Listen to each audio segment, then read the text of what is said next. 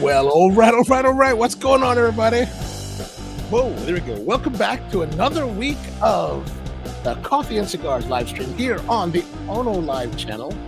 What's going on, everyone? How you doing? I'm Jay, your host. Every week we're here Thursday night, 8 p.m. Eastern, to talk coffee and cigars. Mostly about cigars, I guess. A little bit about coffee. So how's everything going? What's about Brian's out there? What's going on, Brian? How are you doing, man? Hope things been well for you guys. We're here in Baltimore, and it's Thursday, December 7th, the day that shall live in infamy. So if you're familiar, this is the day that the Japanese got tired of getting their fuel being cut off by the United States. So they decided, let's push war and drop bombs on Pearl Harbor, and started, and that's when the United States decided to pull their way into World War II. And I often wonder, is it like, 9/11, right? What's up, Tony? How are you? Meaning that, prior to 9/11, the country was very much like, we're enjoying life. Life is good. Everything's happy. We're not really interested in war. And then 9/11 happens. And then suddenly we're like, yes, 20-year war. We're all about that. So what's going on? How's it going? Bud is with us. What's going on, Bud? How are you, my man? Sorry I wasn't able to come by last night. A friend of mine called me, need a little bit of coaching. So I decided to give them a little coaching. And Mom's with us. What's going on, Mom? How are you? How are things up in Queens? Everything's good out there. We are here. This is our episode number 171, and we've got 171 episodes. And today we've got some coffee from me, and then we have some cigars from the Kyle Gellis of Warp Cigars, and we'll get more into that as we go along. So what's been happening out here? It's been kind of chilly. It's getting cold again. We get these weird spurts. A little bit of cold, a little bit of warmer, a lot of cold. Maybe hopefully we'll get some more warmer, right? I was out the other day, and it was over the weekend, it was 57 degrees, and it's man, it feels kind of warm. Man, can't believe it. But really, that's only because, or maybe it was 60 degrees, 65, 62, something like that. And it was warm probably because it was 28 degrees the day before. So it's oh my gosh.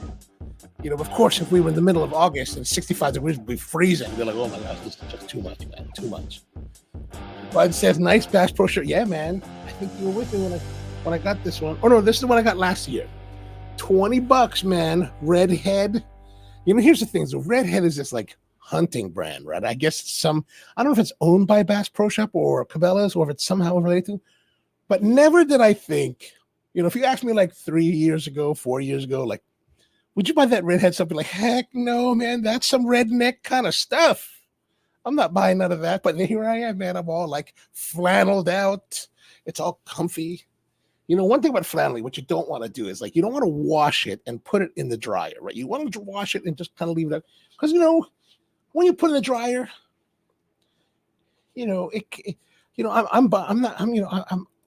it can become suddenly a form-fitting shirt. Those skinny guys, they're all wearing those form-fitting, hyper, technical fabrics, and they're all their chest breasts are all showing, what?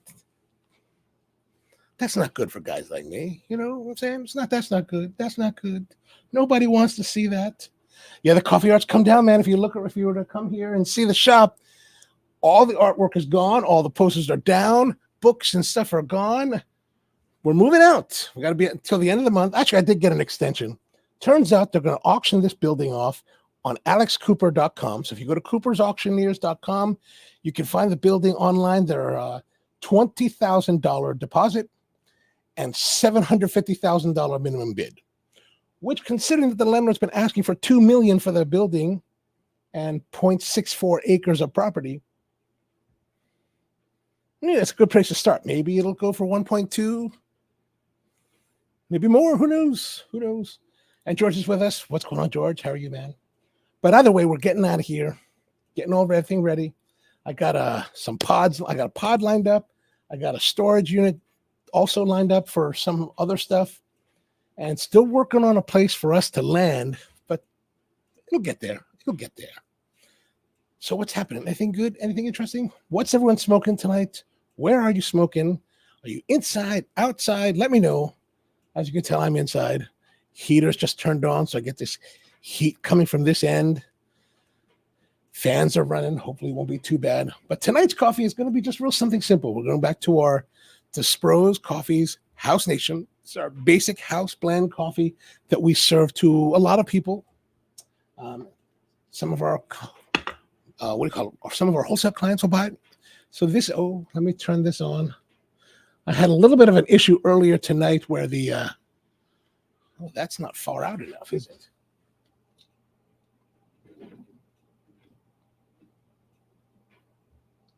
Where basically the apparatus that I'm using to fly the overhead camera just came, it was kind of the way I set up was a little bit on the flimsy side. I could have done a lot better of a job, so it kind of fell down. Well, I mean, I pulled it down because I was trying to adjust it, and it was kind of slipping, and really kind of a pain in the butt, to be honest with you. But let me turn that all on. But what I need to do is I need to forward something to the computer so that I have a request fulfillment from one of you guys. But so that's on. Sure, that is like this. Okay, there we are. Good. I'm going to zoom in down on that. So here we are. This is the House Nation. We're going to put it in. We ground up 24 grams as always. And we're going to use a different type of brewer here. This is some kind of generic Chinese brewer. So it kind of is Chemex-esque, but it's not a Chemex, right? So Chemex really, while the Chemex has this certain shape of a brewer that this kind of mimics, the true value of the Chemex is the filter itself. Like you see all these cats, they're making these filters, these metal filters to go in their Chemex, right? What are you doing, man? That is not Chemex. You're just making some other kind of metal thing that's just not very good. And Bald Hits with us going, Craig, how are you, man? Good to have you. Tony's having an Intemperance Brazil Arapiraca, AWS number 4, and a Zero Mango Pepsi. I've never heard about that. So this particular one has a metal filter. I think it's clean. Maybe it is. I don't know. It's been sitting around. Actually, a lot of the brewers that I normally have here have been packed away and being sent out. So we're just going to take this filter. So the one thing about metal filters when you're using them, metal filters compared to cloth or fabric or paper always are more porous, no matter how fine. Like this looks pretty fine, but you can see my eyeball, right? You see me, right? Kind of see the eyeball there? You can't see that with paper, right? So it's always more porous. Even those ones that have like those like little micro perforations, no, still too porous. So what you want to do is you want to grind finer to create more resistance because there's less, the resistance that you normally have in a paper filter is negated here. And also, so you're going to expect to have a little more sediment go through. So you'll have a little bit of cloudiness to the coffee. So a little bit more body from that. So it'll impact the way that the coffee performs. But that's just something to keep in mind as you decide to use a metal filter. So we're going to take this. We're going to put our coffee here. We're using 24 grams. And as you can see, this is a nice like medium roast. Should give us nice full body. A little bit of roastiness on the nose. We're looking for nice body, nice coffee experience. Really something that's very accessible for most people. That is very much tastes like, gives people the taste of what they would expect from coffee. Like you get a lot of coffees that are very much like light and bright and all this like tropical fruits and like people like, what is all that about, man? I just want some nice chocolatey nutty coffee, right? Maybe I want to put cream and sugar in it. Well, this is the kind of coffee that you want to use. It's much better than the stuff that you buy everywhere else. So because it's made with high quality coffee, but it's got those flavor notes that people are familiar with, that they're comfortable with, that they're used to, right? All right, so we're going to put this here. And so as you can see, it's in our holder. And I think what we're going to do is I'm going to use the scale. So let me put the scale on here. Whoops. Can we orient this so that you can see the scale? You can see it just a little bit. But that's not going to be so much. All right, all right. I think that was good for us. Okay, good, good, good, good. Good, good, good. Now we need our kettle. We need our hot water. We need our timer. Let me get the timer here. Reset this sucker. I'm going to get our water. I'm going to transfer the water from the big kettle into the pouring kettle so that we can have a little bit more. Maybe it's better to look over here. Yeah, a little bit more control. Now, the thing is, you're going to be, because there's going to be more flow, you want to be a little more controlling of the way you pour the coffee. So let's begin.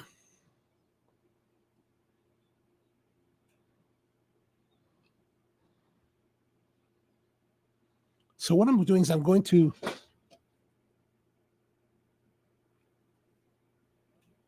slosh it around a lot.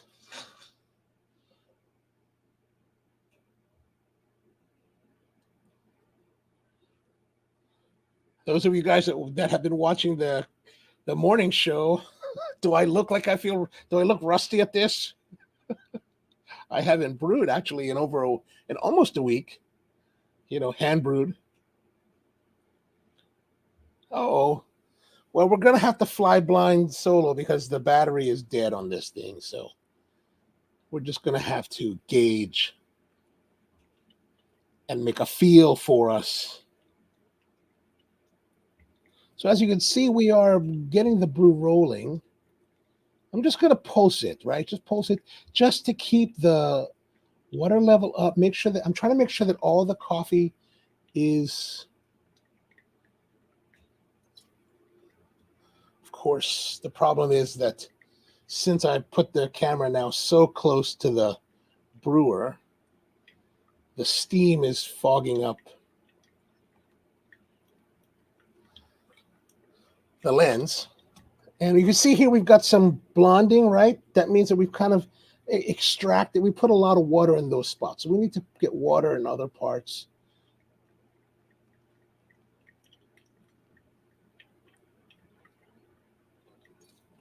Good.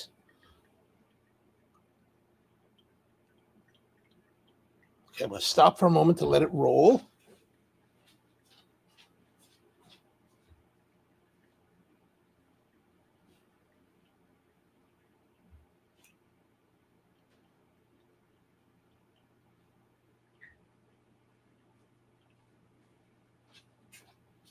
All right, now we're going to add a little bit more water. We're going to let it fall a little bit too much.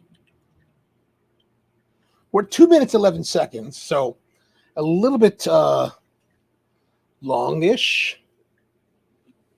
Can I move this without causing grave issues?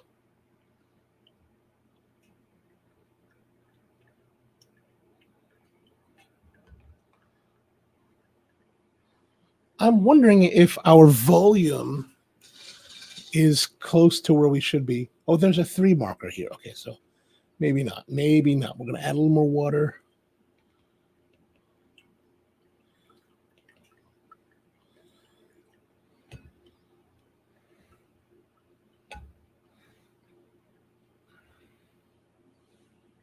Over here needs some.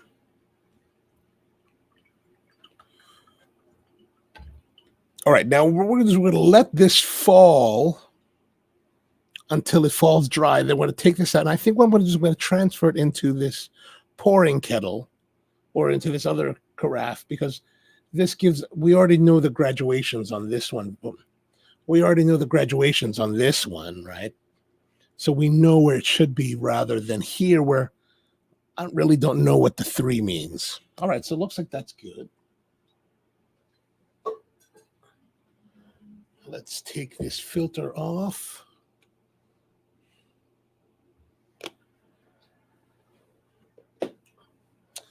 Nice. And then we're just going to pour that into here. Will give us a chance to oxidize the coffee a little bit, maybe get it to open up and be a little more expressive.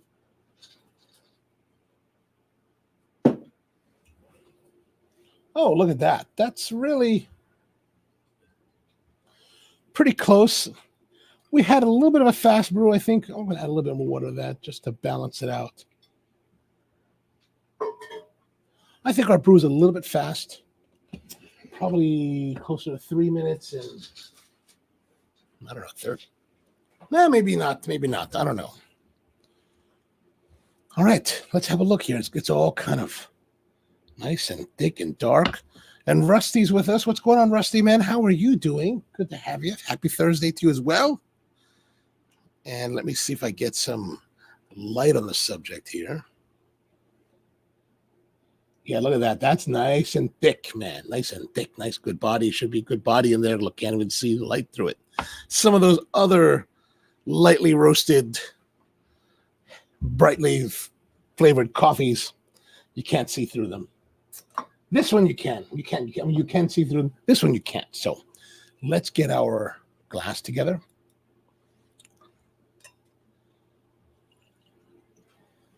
I'm thinking, though, guys, that this is going to be the last time we set up in this way, because now that it's the 7th, I need to get this room really torn out. I was tearing out some electrical today. So roasty. Definitely there's a roastiness to it.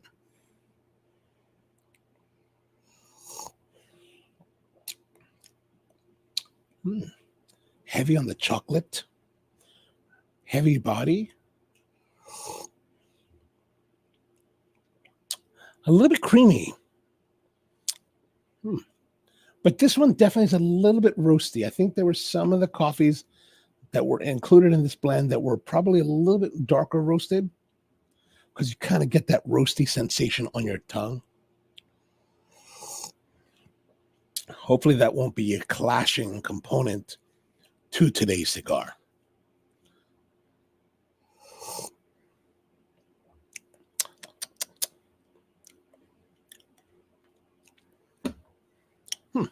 Interesting. All right, let's go move on. So we know Tony is smoking intemperance. What about the rest of you guys? What do you guys have going on tonight? Oh. Baldhead, I'm interested to know what you're doing with your cigar. Like, what is your decade and a half Cuban of the week? All right, let's get our humidor of cigars out. Tonight's cigar is something from Calgelis, which is called the Venture 1492 San Andres Gran Corona. Let's do our little check here of our humidity. The Boveda still got some pliability, getting harder in the corners, but still some pliability. And we're talking 2 years later. What in the world is up with that? So we've got, this is tonight's cigar, a little bit smaller than last week's, right? Maybe I should be stretching this first segment out. We've also got the La Pulpa, El Pulpo, as well as an RM Caribe. And then I've got this one. Maybe we'll do this one next week. The Year of the Wabbit from Privada. You know, kind of playing on the whole Bugs Bunny thing, but we'll see.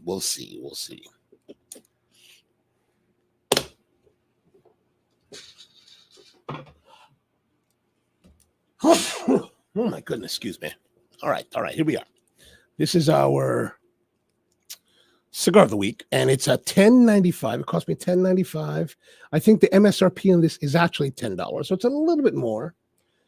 And George is having the Wiseman Maduro. Oh, shocker of shocks. Beautiful cigar. Always a good cigar with some kind of Zinfandel. It's a decent one. You know, here's something. As I've been moving all of my stuff, right, I have moved a lot of stuff. Like there's, you know, if you've been here, that we have a bit of alcohol. So I've taken that and taken it home and put it on my bar, which has completely filled up the bar top. It's really bad. But I've also noticed that, man, I've got a lot of wine. I need to drink the wine. Like, I've got all this wine. I need to drink it. So I've decided that I need to start cooking with it and drinking with it more. And so I've been trying to read about decanting, like how important is decanting? And I guess that it's not so important. right? Like, or aerating the wine is not as important as the decanting. And when you're decanting, meaning that you're taking the sediment down. So I don't know. Just your thought on you're having a Zinfandel made me think about that. But one of my favorites, man, was there was this back in 2007. There was a winery called Pezzi King in Northern California, and my friend turned me on to this wine, the Pezzi King Old Vine Zinfandel. Oh my gosh, man! So my friend owned a place called Woodbury Kitchen, so he turned me on to it, and I was like, "Oh my gosh, this is just delicious, delicious!" It hit all the right notes for me: ruby notes, red, cherry, and like all this beautiful like red fruit. Like, oh my! I was like, every time we were there, we're like, "Give us a bottle." And it was relatively cheap. The bottle was maybe, I don't know, the bottle maybe like 35 or $50, nothing too much, especially if you're with some friends and you're splitting it. It's not that much money, right?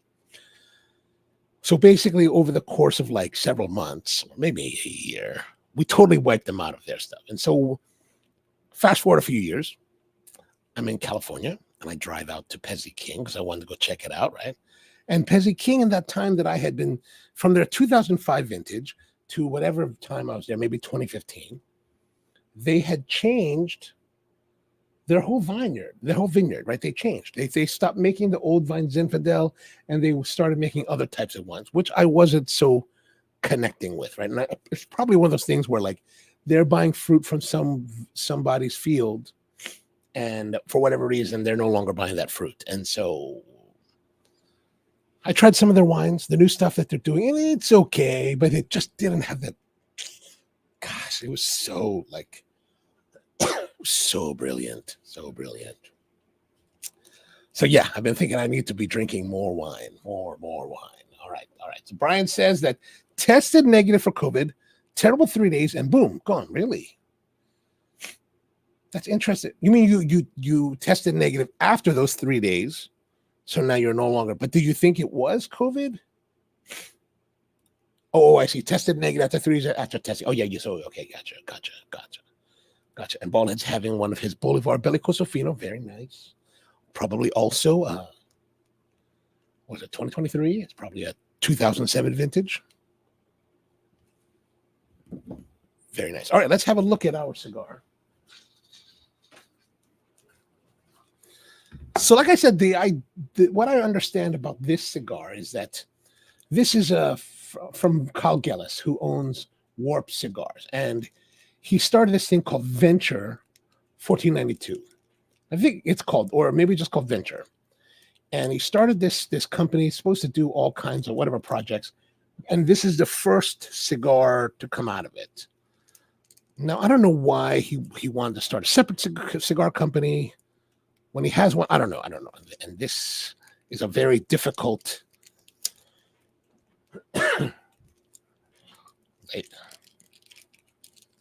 label to remove. All right, here we are. Here is our cigar. You can feel it a little bit. Oh, look at that. There's interesting. It's glistening here. Why is it glistening? Is that from some sort of, I don't know, vegetable gum that they use to seal the band? Or is that from something else? I'm not sure. But I think the color is kind of like nice and dark. Looks nice. Feels a little bit rough, but I think it feels kind of, there's like a sheen of oiliness to it, that, or it just feels glossy, not glossy smooth, but just kind of this satin smoothness. All right, let's have a look at the coloration.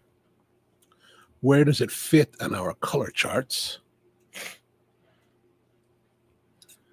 I'm thinking that it fits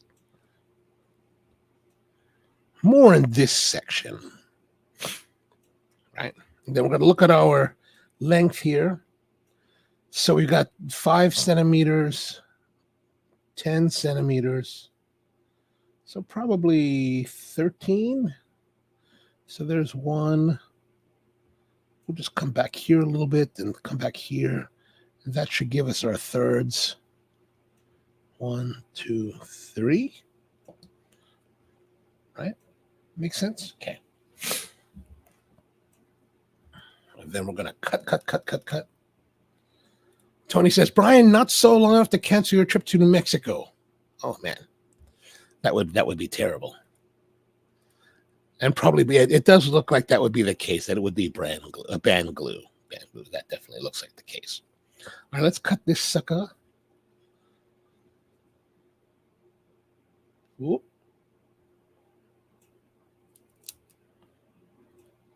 Oh, nice clean cut. Oh, I totally forgot. I got the polio over there. Sorry there, Kerr. Sorry there, bald head. Old habits are dying hard here tonight.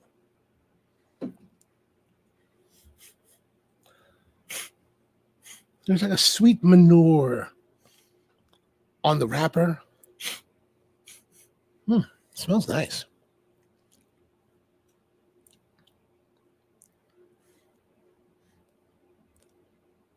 Cold draw has some sweetness on the tongue, light bready spiciness to it. Also, it's the cold draw is a bit on the tighter side.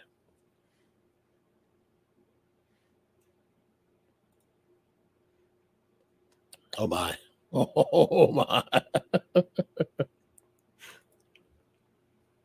All right, let's have a look at this. So fragrance cold draw. The fragrance is nice. Nice. Cold draw, tight. So I'm going to say good plus, 7.5. All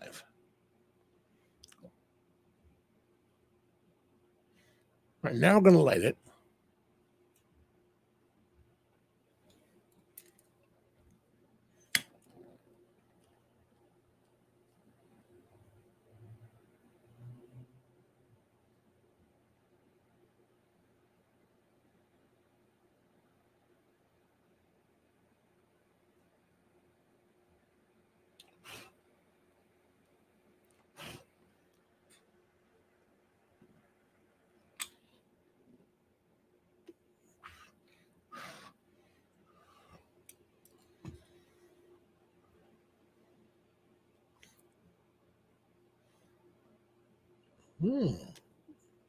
Nice spiciness, medium bodied, medium intensity on the outset, the very outset now.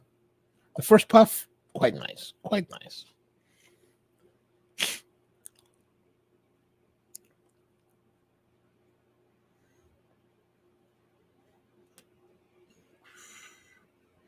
All right, let's have a look at this. Let's have a look at the band.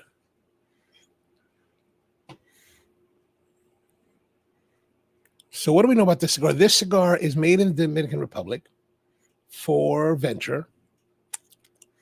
It's a Gran Corona in size, meaning that it's 48 by 5.5 inches or 5.5 by 48. Nice feeling. $10 MSRP. Made at the Tabacalera La Isla factory in the DR. So we've got, like it says, it's a San Andres wrapper from Mexico. And then binder is Dominican binder. And then it's a Dominican and Nicaragua filler tobacco.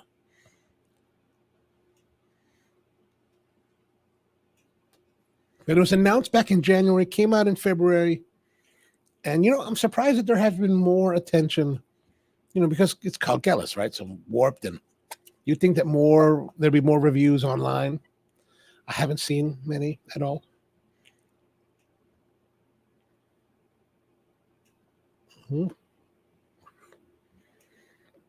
Now, while the cold draw was tight, the light has given a nice draw. Like the draw is firm, but nice. Not too hard, but firm.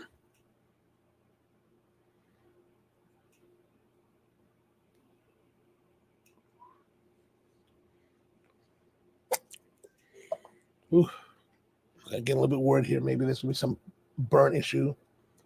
I always tend to have these burn issues. I don't know if you guys have much in watches, but I got this watch, right? And I have this NATO strap, this nylon NATO strap. And it's cool. I like it. It's nice. It's easy. Big wrists, fits big wrists, makes it comfortable, right? But I noticed recently, as I would be sitting there doing something, like let's say I'd be sitting around one day, like this, I've showered. I've washed my hands many times, right? It's later in the afternoon. I haven't smoked. Suddenly I'll get like a whiff of like smoke. And I'm trying to figure out what on me is smelling like cigars.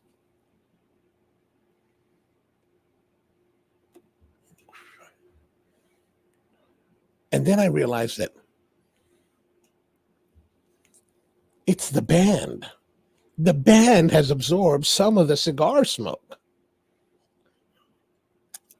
Like I take it off, go to the kitchen, or go to the kitchen, to the dish station, and start scrubbing it. Scrub. And then it smells fine and dandy. But I didn't, you never think about it, but like because it is some kind of like fabric, it will hold the smell a little bit.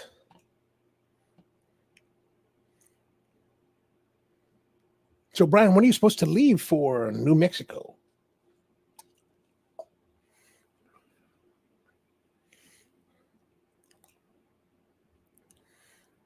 So the finish of the cigar is really clean. Like my palate feels very clean. It's not heavy. It's kind of nice and pleasant. It's nice, clean palate at the, after the smoke.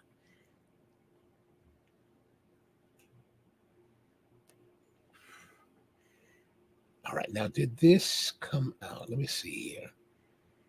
So a couple weeks ago, one of you guys was like, "Hey, can you give us a tour of your humidor at home?" And so I will oblige you.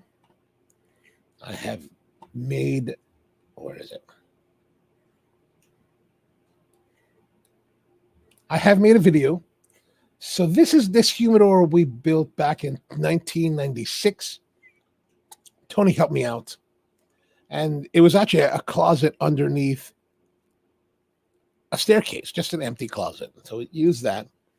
And, kind of went overboard, as is typical for these things. So let me get the... Oh, will this work? How does this work? Oh, yeah, there we go. Oh, Rusty. It was Rusty. There we go. Rusty. Rusty asked. Okay. So here we are. This is... I don't know if there's much audio, but this is the actual doorway. So we put a French door that had... And then I took it to a glass shop and had them... Let's rewind a little bit. Sorry, it's the first time I'm using this app to do this. But as you can see here, this humidor, this thing that says humidor on it, using the old Cuba tobacco label, I took that to a glass shop here, a glass company here in Baltimore, and had them blast it, sandblast it. And they were kind of like, I had to give them a pattern that they were going to, I think they used a pattern to cut out like some kind of whatever stuff they're protecting the rest of the glass with as they blasted it. And, I printed this out on the computer, designed it on myself. And they were kind of like, oh, there's a chance we might break it, and then we don't accept liability if we break it. Fine, whatever. And so we put a French door there, so you can see through, and we've got the quartz halogen lighting coming from the ceiling to give a nice illumination. It's on the dimmers. As you can see here, this is the moment you walk in. It's really small. It's only 3 feet, 9 feet at the highest point, but like at the peak of the closet, because it's under a staircase. So it's, as you can see here, it's kind of sloping. And the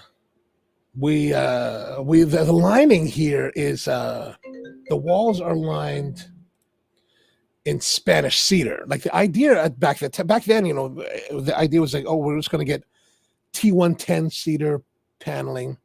And I went to this place called Seco Supply, which is actually used to be right next to the roastery. And I walked in there and I was like, do you guys have a T110 siding, cedar siding? And they were like, well, no, we don't have any of that, but we actually have some of this cedar, this Spanish cedar plywood, like Luan. Like, how Luan is really thin. It's a little bit thicker than Luan, but basically it was a Spanish cedar laminate. And I was like, oh man, okay, we'll buy that. So that was lucky. That was very lucky. And then it's red oak trim, red oak display counter shelves. So there's angled display shelves. And as you can see here, there's also a little table, like this is actually a table that I picked up at an unfinished furniture store. You know, it was all like, shaker style. This is supposed to be like a postmaster's table, but it had little cubbies in that little drawer here in the thing. And the thing about that is that it kind of evoked the Rollero's table, right? Like where the Rollero would sit and roll the cigars. It kind of evoked that feeling. And so I just painted it up and made it the way it is. And Mom's asking, do you smoke? No, it's too small to smoke. And I don't actually smoke inside the house, right? So this is actually really small. I mean, really, it's like where the camera is right now is pretty much at the doorway. So there's really no place. You could just, one person can stand and like turn, but you can't really sit down or anything like that.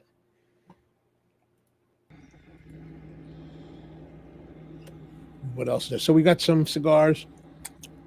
I've been a little bit crazy with buying cigars. So on the display shelf, you see a bunch of Paul Gamirians, mostly Bellicoso Maduros. Actually, most of those are empty.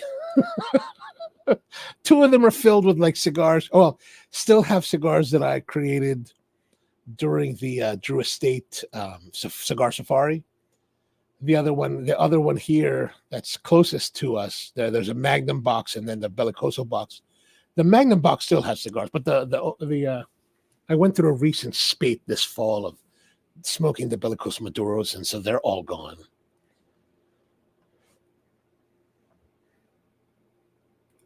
And Rusty wants to know how many cigars. I don't know. I've not counted. I had not really ever tried. Most of the boxes that are in there are not full. There's a lot of like boxes that are like maybe half or less. Some are still full. Some I haven't really. There are boxes that I haven't really touched, and you'll see that in a moment. And what I use for humidification, I'm really just using a basic room humidifier that is connected to a controller that will turn it off and on. And I'll show you that a little bit later in the video. It shows. And so we got a whole bunch of cigars here, all stacked up. Like, originally the idea wasn't to have all these cigars sitting there. There's a little shoe rack that they're sitting on. The big box at the bottom is actually a friend of mine's cigar collection, or part of his collection. So if you guys are out with Dave, you can tell him there's his box there at the big box at the bottom, still intact and still rolling. And then we got a bunch of other cigars. Like there's a couple boxes in here. Like there's one, like you can see there's a 2013 La Campagna de Soberana from Romacraft. That has one cigar in it. It's the very last one. Oh yeah, 148. Actually, there's probably like quite a lot of. You'll see a lot of Bovedas. You can see the humidifier there a little bit. Here, I'm trying to actually pull out a box of the very first cigars that I ever bought. Whoops, where'd it go? Oh, darn it! There we go.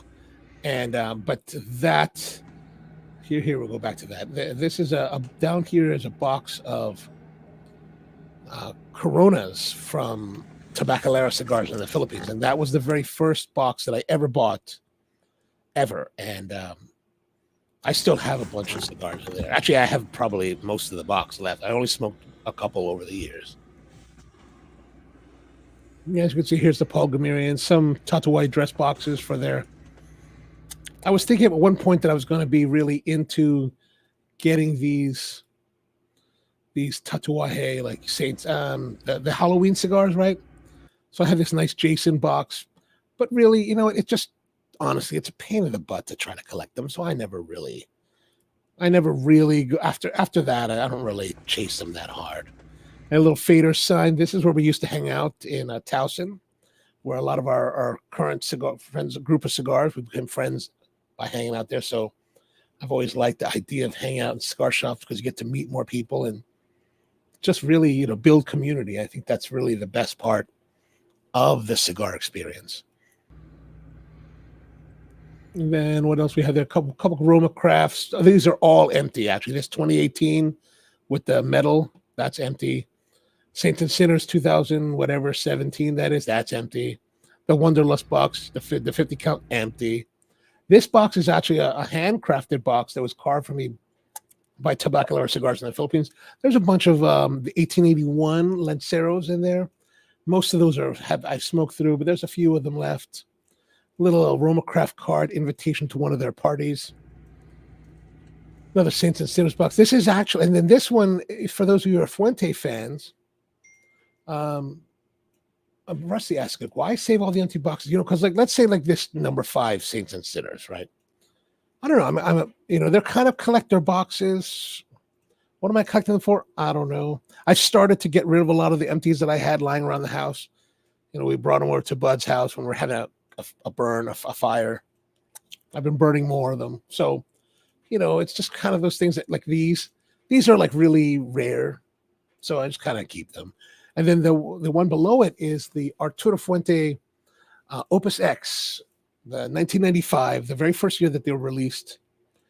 And there's a 1 or 2 from the original release of Opus in there that I've never smoked. Actually, truth be told, I'm not a fan. I'm not really a big fan of Opus X. They came out and they were peppery, and I was like, oh, I'm not really into the pepper thing.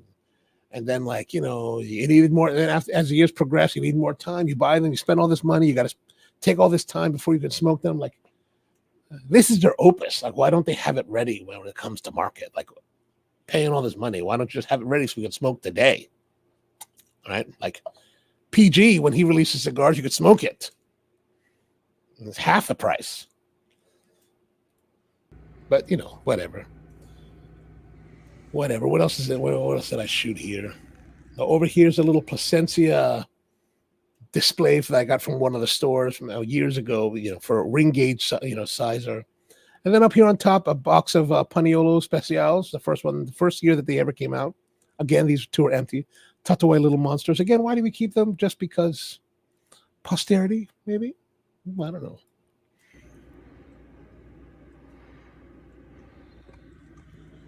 This is the big difference between me and my friend Tony in New York City, because he's very much about frugality and keeping his place minimalist. And every time I stay at his place in the city, I'm always like, dude, your place is awesome. Because he accumulates nothing. It's really great. I really love it. This here's a little bit. This shelf is where a lot of the older stuff is, right? So here's a box of Cifuentes cigars that I don't think Cifuentes is made anymore. Then the box underneath it there's probably only a couple cigars left in here, but these are the Romeo Julieta number 6s. Is that right, Tony? If you remember? The torpedo shape, my favorite, or number 2. They were number 2s. So back in the 90s, this really was one of my favorite cigars. It was awesome. And ever since then, they changed completely. And there's also a box of Arturo Fuente masterpieces from the 90s below it, the real book-looking one. And then this is actually kind of like the 90s shelf, a lot of these are from the 90s. Some old original La Gloria and Cedros, and then a couple of Gloria Minutos, and then this Partagas is a bunch of mixed cigars. And then these again are also 90s era cigars. Here, this double Chate Fuente Maduro, Ramon Alones Redondos, and then a bunch of Partagas number 10s and Dunhill Selection Suprema. Now, there's the middle box of the Partagas is from Dunhill, and they call it their Selection Suprema number 110. Whereas the regular Partagas had the number 10. They're the same cigar, just one is sold by Dunhill and had, kind of this special labeling. And we were all kind of into it, we shop at Dunhill. As though it meant something. So it meant something. And then here we have some double Chateau Fuente Maduros, some Churchills, Royal Salutes, and Chateau Fuentes. These are all 90s, mid-90s era cigars. Most of them I probably only smoked 1 or 2. One thing I wanted to zoom in here on is to show you the pricing. $3.76 there, $5.95 here for this number 10. I think the 110 is a little bit older. So let's say this Partagas at $5.95 is probably from maybe later 1990s. The 110 is from mid 1990s, so the price did go up by $1 or more, probably a little bit more because, I'm sure that Dunhill was always more expensive. So, but I was actually having the the discussion with Skip Martin and I were kind of discussing this online, talking about the different things. But the thing about the dollar from 1993, a dollar in 1993 is worth $2.08 today. So we've had, inflation. The value of the dollar has dropped by over half. But our cigar prices now are way higher. Like if you could say that 350, 375 was the average price for a cigar in, let's say, 1996. Now we're talking about cigars that are like, $12, $15. I mean, that's a lot of jump compared to the devaluation of the dollar. So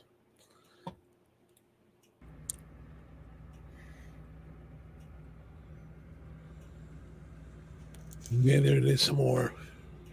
Now there's one more shelf on the above here, and these are kind of like what I thought would be like the nicer cigars. These are all like mid-90s era cigars, except for this box of San Cristobal sampler. I don't recall when I got that. I'm typically right on the boxes, the origin dates. Don Carlos number 3, which is one of really beautiful cigar back then. And then we've got a box of Monarch. I think those are Monarchs from Padron short stories. A couple boxes of Cañones and 858s, as well as this. This is Don Carlos number 3, or one of the other more like difficult to find Don Carlos of that era. I don't recall because I don't have it facing the side. Now, opposite of that is where we have some of the other cigars that we have. Some of my old favorites. There's a 1994 box of Paul Gamerians up here. There's also one box, the very tall box, back in like the late 90s, 97 or so. Tony Borani came out with this the cigar called the Bahia. And man, I tasted that. I was actually in New Mexico. Went to this cigar shop, and I was asked, what do you guys have here that I might not be able to find elsewhere? And the guy was like, try this. And I was like, oh my gosh, this is a revelation. Like, I was totally into it. I believe that the Borani cigars or the Bahia cigars made today are not anywhere near this cigar. But back then, man, I was totally blown away. Now, you'll see these other boxes, these white and brown boxes underneath it. Don Pablo. Don Pablo was the cigar shop that I first started to smoke cigars and found friends and community in Honolulu back in 1993, 94. They had just opened. They were actually a cigar company that did their own rolling, made their own line of cigars based in Las Vegas, and they opened an outpost in Honolulu. They also had a humidor not just filled with their own smokes, but also a bunch of other, Pleiades, everyone that was popular back then, LGC, Partagas, all that stuff, Fuente. But their torpedoes I loved. I love their torpedoes. And I was able to get some before they closed, and they've just been sitting there. I should smoke them. I should be smoking them. And then these boxes are Monte Cristo boxes, filled with some random Cubans. I don't really know what's in there. And then here's one. This is a Partagas D. This is their little Corona cigar from the 1995 release of the Partagas 150th anniversary. So the first one that really made the big hit, 18-year-old wrapper tobacco, had a lot of hype, and it was really, really, really. I was able to get a bit of those. And George says, I don't have the patience to age cigars. I literally think I've got some kind of mental incompetence to do it. Here's the thing. I think the idea of keeping these cigars and aging them is really kind of a foolish thing to do. I'll expand on that a little bit, but let's continue on. Here down the table, we've got a bunch of infused cigars. A lot of some acids. A bunch of them, a couple of them I had from when they came out, and then a bunch of them came because I was able to get they gave me samples at the IPCPR shows, and I was able to even get one of the acid jars, which is kind of cool. I was like, all right, that's cool. Now, what you can't really see here, there's Starbuck, of course, on the Tatuaje thing. Now, what's in this little box on top? There's a little bit of a bump. You can kind of see this white bump. That's actually a bundle of 1997 La Gloria Cubana Wavels that were the most expensive cigars I had bought. Well, aside from the Partagas 150s. But back then it was the middle of the boom and really hard to get, and people wanted them. And that bundle was $113. And I forgot to actually shoot that, but that was kind of an interesting. There's a big, pewter ashtray from Drew Estate. A couple of photos of the guys. Like this is when I first moved back to Maryland, we used to go to a place called the Rolling Road Tobacco Warehouse. And so this is a lot of the guys we used to hang out with there pretty much on a daily basis. The guy in the middle holding the corgi is Jim Gilpatrick, who was the owner of the business, who actually used to be Ira Fader's right-hand man at the Fader's chain. He decided to leave and start his own thing, and he did a really awesome job, when I first moved back. And here's a whole bunch of guys. And as we zoom across these characters, you can kind of see here in the background, you see these smiling guys with jackets and white shirts. Well, there's a guy kind of behind them. And you might recognize that dude if you zoom in. I know you can't really zoom in, but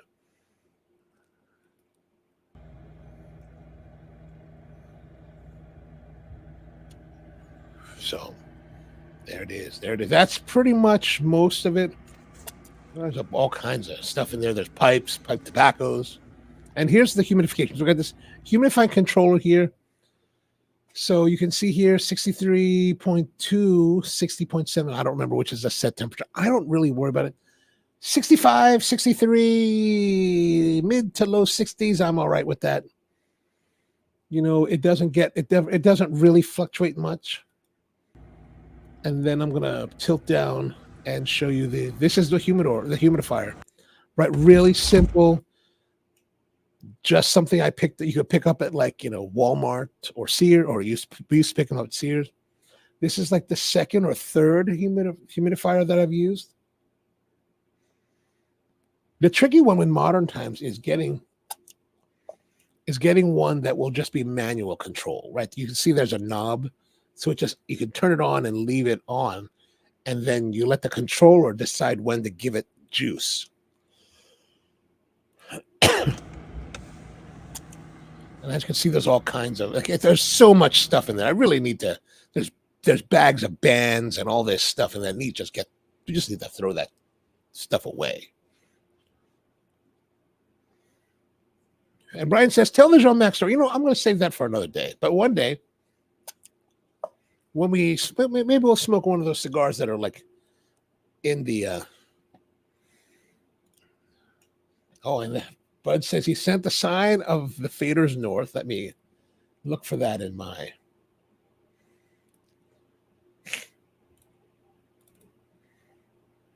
How do I get to put that on there?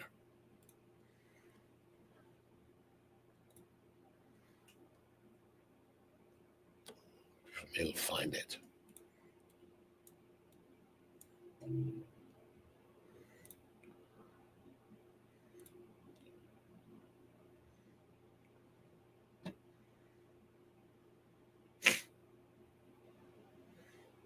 Let's see. Is this it? Yeah, Bud wanted to share with you guys. We're going to share it with you guys.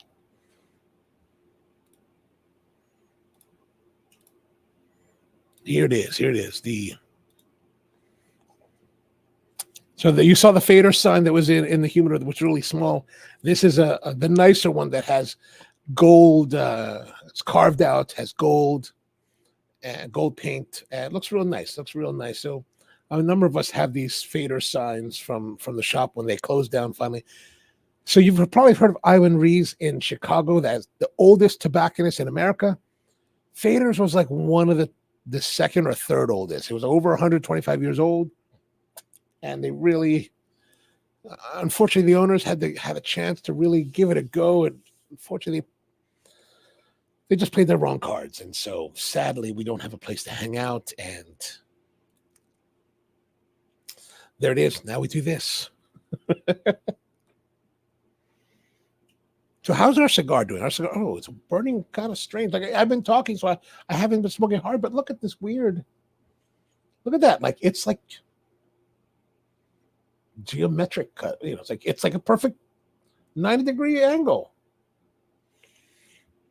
That's unusual. I kind of want to touch it up. Let me touch that up. Can we touch that up?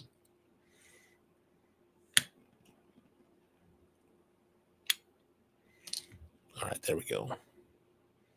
I'm going to shut that camera off for a little bit.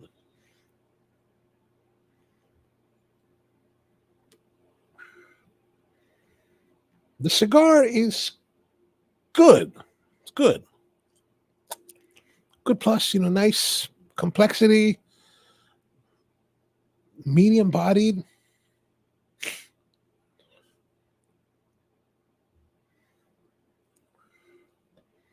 Yeah, man, my pleasure. I'm glad. I'm happy to share. Happy to share. Oh, so let me go back to that. I was expand on that. After doing this for so long, I think I kind of feel that it's foolishness. It really is. Like I think one of our friends that we had, oh, look at this ash just fell. So irritating.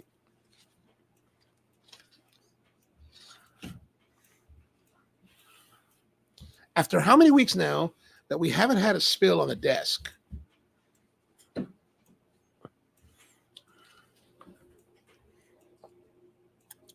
So one of our friends, Scott, he never has cigars. Like he keeps very few cigars at home. I kind of think in some respects he's the smartest one of us all. He buys kind of what he needs. He smokes them and he buys more. Doesn't have a lot of surplus lying around. Whereas when you have a cigar collection like this, like there's part of me that's like, there's a burden to that. I think there's a burden, right? Like part of me is like, if I smoked all of them, how long would it take me to smoke them? Can I smoke them before I die? And at the rate that I'm going, no. So buy the cigars, smoke the cigars. Like there's also the thing about I tend to think of like waves, right? Cigar aging is like waves. There are great years and there are fallow years. And I remember I learned this the hard way. I was probably one of those green label Fuentes. I remember we were way into it. Like, let's say I bought those Fuentes from 1995. Maybe this was 2002. So we're pretty far into it. I smoked one, or maybe it was 2005, something like that. And it just was a hollow representation of itself. And I was like, oh my God. Or maybe it's 12 years into it, whatever it was. I remember I smoked it and I was so disappointed. I was like, oh my gosh, I totally have missed it. Right? The cigar is nothing. The cigar, I was like, oh gosh. All this time, this effort for nothing. I thought, okay, well, I'll just put it back and come back to it some of them. Put it down. Didn't bother with it. Couple to few years later, tried it again. Much better. Like, oh, that was really enjoyable. So I spoke to George Brightman about this and some other people. And yeah, there are fallow seasons and, you know, high seasons as you're aging cigars. Now, there are some cigars like I bought this bundle of Hugo Casar Barber poles that were not very good to begin with. And they were progressively worse as time went by. And I just smoked the last one this year. And man, it was a chore. It was a chore. Like, I was like, oh, gosh. It's not even enjoyable to smoke. You're just like, it's just musty and like light and just like lack of no distinctness. It was just so like, so that is the risk that you take by aging cigars. And Tony said, if you smoke like Scott, you wouldn't be able to enjoy a 4-year-old intemperance. But I mean, I think that there is value to having some cigars that are aged. I can't say that there isn't. I mean, I've had definitely enjoyable experiences with cigars that are older. I just smoked one of those Partagas D's from 1995 just the other day. Still very nice. I mean, I think just like with any kind of aging, like whether it's wine or coffee or whatever, whatever you're aging has to be of a high quality in order to get the best potential results. Like PG stuff is very nice quality. So if you wanted to age that, you could. But some other brands, I don't know, would they be worthy, or would they withstand it? Like, I kind of wonder, like these Arturo Fuente green labels, like, are they good still? I don't know, because here's the thing. So like, but if you wanted it, so here's the actually, let me go back. So I think the smart way to age, let's say you have a cigar that's like, okay, I need to have a cigar that's going to have like a couple years on it, really beautiful. My problem was that I would buy the cigar, lay it up, and then never buy it again. Like, I wouldn't buy it to, like, let's say you started back in, I don't know, 2010. So you buy a box that you really love and you want to smoke it 2 years in. So you buy a box in 2010. You buy a box in 2011. You buy a box in 2012 and you smoke that first box from 2010. And every year you progress, you buy a box to put up, and you move on, and you always have this beautifully aged cigar. My problem was that I would buy the box, put it up, not even think about it, come back to it later, and I have nothing bought in the intervening years. So if I found a cigar that was awesome at whatever age, well, I'm hosed, because there's no way for me. I mean, it would take me years again to recreate that. So if you're going to age, I think you should find the right cigar, lay them down in successive years so that you always have that supply continuing. And Craig says that Cubans typically have 2 vacuum periods. Oh, I don't know. I think that, like, I don't know. You definitely would know more about Cubans than I do. But I remember Brian mentioned our friend Jean-Max, and Jean-Max has been friends for quite a while. And so one year we were like, let's get some Monty number 2s. So he called up Vahe Gerard up in Geneva. Said, Vahe, can you send us a box of Cubans, a box of the Monty number 2s? And if you're not familiar with Gerard is he's a meticulous tobacconist. Like, he is like fanatical. Like, he's fanatical about the quality. Now, what I forgot was that, for the shipping that he charges, he'll send 4 boxes. So we should have bought 4 boxes. Shipping is at least at the time, was $90 US. So this box was like $400 or $350 or whatever it was. We're like, oh my gosh, we're paying crazy money for this box of cigars. But this box of cigars, the most immaculate Monty number 2s I've ever had. We split the box, so what, 10 each. Within 2 weeks, I had sucked them down. Maybe just within a week, I sucked those suckers down. They were so delicious, right? So delicious. Perfection in Monty number 2. So Jean-Max and I were like, well, dude, we need to get more. I said, yeah, but man, it cost us $400 to buy that box. Let's just order from Puro Express in Spain. So we ordered some more from Puro Express. They're very cheap, right? They're very cheap. $200 for the box, $30 for shipping, or whatever it was. Really reasonable. We get that box a week or 2 later. Man, it is a hollow representation of itself. Like, it was nothing like the Monties we had just had. Nothing. It was just like disappointment. And then, figured, okay, let's put it down for a year. So I put mine cigars away for a year. Came back a year later, maybe even later. And still not good. It was nothing like it. I was like, So I waited another year. So 2 years later, still, I think one of the boxes up there still has 1 or 2 of the cigars from that Pure Express buy. And it's just like, So I don't know. I hear what you're saying, Craig, about the two peers, but like, some of them just don't even have. Like, if that's going to go through a vacuum period, oh my gosh, that's terrible. That's just terrible. And then Tony says, "Well, find out when to do a black label comparison." I'm game for that, man. I'm like, we're looking forward to that. And then Bud says the best way to age cigars is to use your kids' college funds to buy 10 boxes a week until you have no room. Soon. I dig it. I dig it. Yeah. Gerard is only sending out cigars. I mean, I went to visit Vahe in 2014.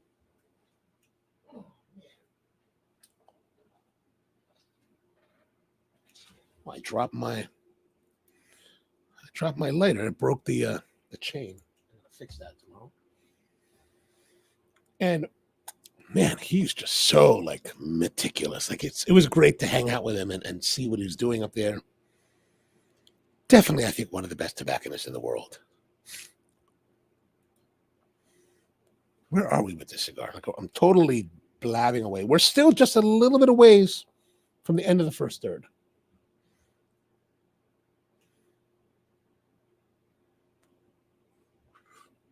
I think it's nice. I've been saying good. Maybe now I feel more towards very good for flavor and complexity. The body's medium. The body's very good. The body's been very good.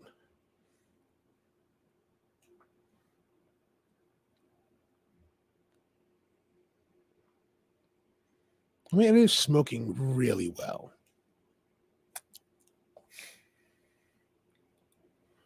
And Tony says he's the only guy to buy Cubans. I mean, definitely one of the better ones. I have to say that since I've been going to visit with Sully DeLay at DeLay Cigar in Saarbrücken, Germany, in southwestern Germany.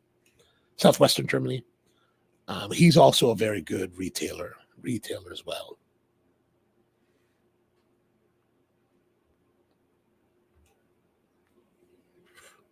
And also, I got to say that I've been to a number of the La Casa de Habanos around the world.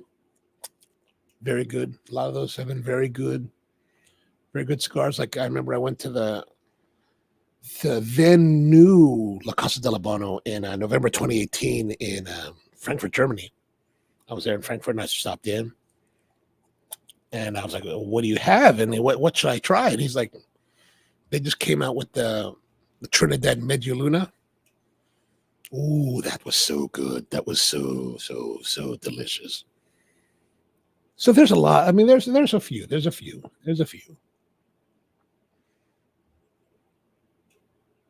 Like if you go to the La Casa del Habano in Dubai, by Jumeirah Beach, like you want to go there because you know what? They have beautiful women helping you select your cigars, serving your cigars, cutting your cigars, bringing you drinks. Gosh, it's like amazing.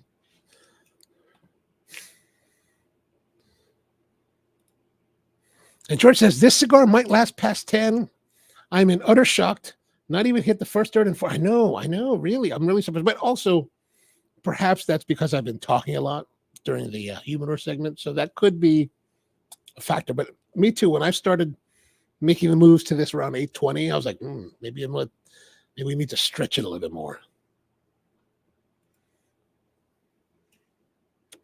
I think maybe I'm also trying not to be too fast with it. I was smoking with one of my friends the other day. And man, in the time that I'll smoke two, he's still on one. And I'm like, dude. I don't know. No.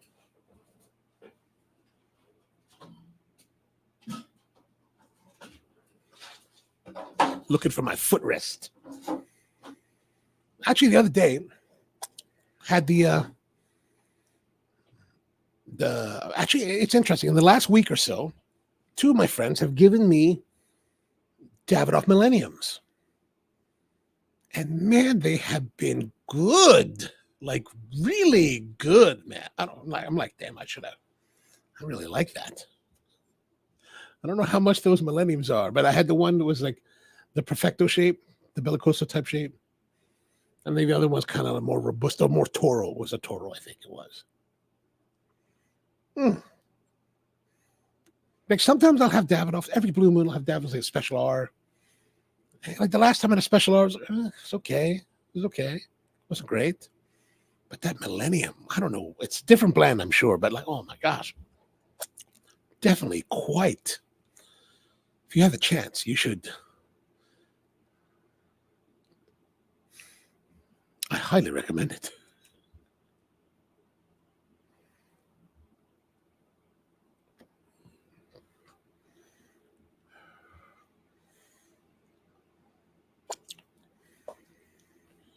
Ooh.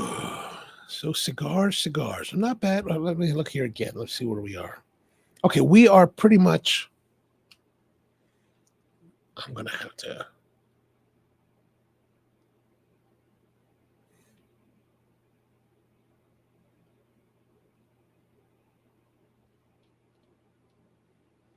Okay, let's see where we are. Is this ready? Oh, come on now.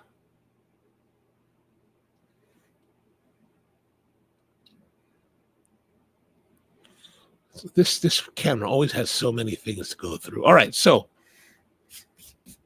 see all that ash falling. All right, we are now at the first third. Okay, so let's go. I'm going to say very good. I'm going to say very good plus 825 for the flavor. Now it's been kind of mild, a medium. I'm going to say very good.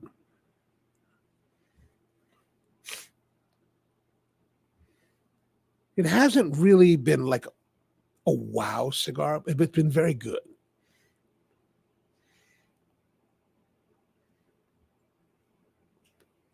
But I am enjoying it. Like actually, now that the first third is gone, I think I'm starting to enjoy it even more. Perhaps that's because for the last couple of minutes since we finished talking about the humidor, I've had more time to think, to focus on the smoke itself.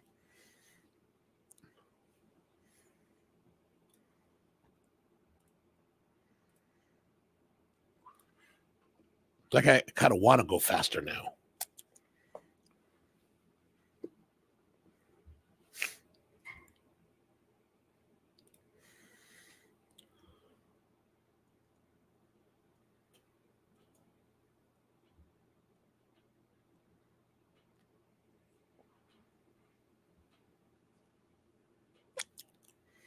I don't know. How about you guys? I mean, I think that on average,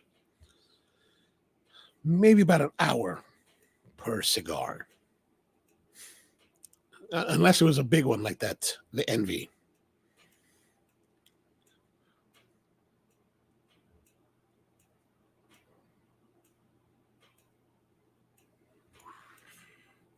But now we're getting a little bit long, so I'm going to tap that out because I feel very nervous of the ash. But, let's see what our friends at Half Wheel had to say about this cigar. Do they have any? After I light the foot, the very distinct flavors of anise and black pepper start the venture 1492, overtaken by roasted coffee beans and leather. Secondary notes of cinnamon, earth, dry straw, almonds, and toasted bread flit in and out.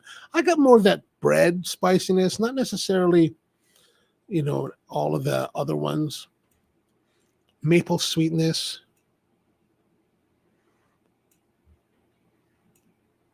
We had no real issues with construction, he says. I mean, I had a little bit with that burn, but I don't know what really. It really hasn't had any issues with the burn since that moment. Okay, so the top of the second third. What else do we have here? Cigar aficionados. What do they talk about here? No, this is just a box. A little about that. We don't need to see that. That's done. So smokingpipes.com. Do they have any reviews? Nope. This is the thing. I'm really surprised that there are not many reviews about this cigar out there. developing palettes or cigar coupe or the typical guys we normally see. Cigar Dojo, though, I think has a little bit about it. Let's see. That's a pretty looking box. And nope.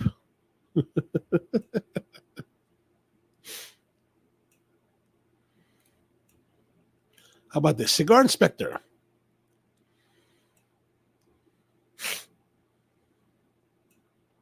Oh, so it says here, Venture 1492 was a consultation and distribution firm for new brands and private labels.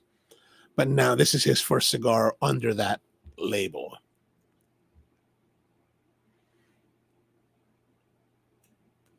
And it's the Tabacalera La Isla is owned by Ostos Quesada. I don't know if he's related to the other Quesadas. Oh, really? That's it? Gosh, not too much out there in the world of reviews for this venture, 1492. But 1492, of course, is the year that Columbus discovered America. But did he really discover America? Evidently, when he came to the New World, he landed on an island called San Salvador in the Caribbean. He wasn't quite on North America. 1492 is also the completion of the Reconquista of de España, meaning that they were reconquering Spain and bringing it back under their control. It was also the year that the Spanish kicked the Jews out of Spain. They were like, you Jews got to get out. And then the Muhammad VII of Granada surrendered to the Emirate of Granada on January 2nd, 1492. Huh.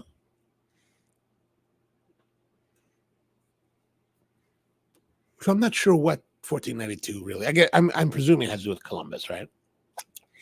1492, Columbus sailed the ocean blue.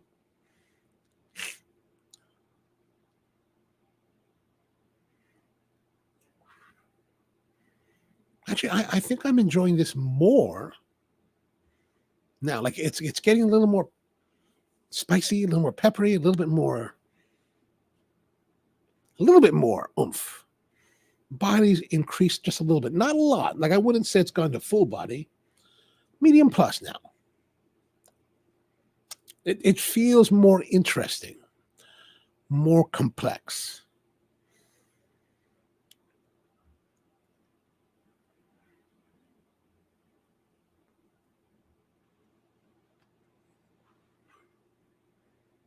There is kind of a nice blue hue. Isn't that nice? The background. I'm going to miss this.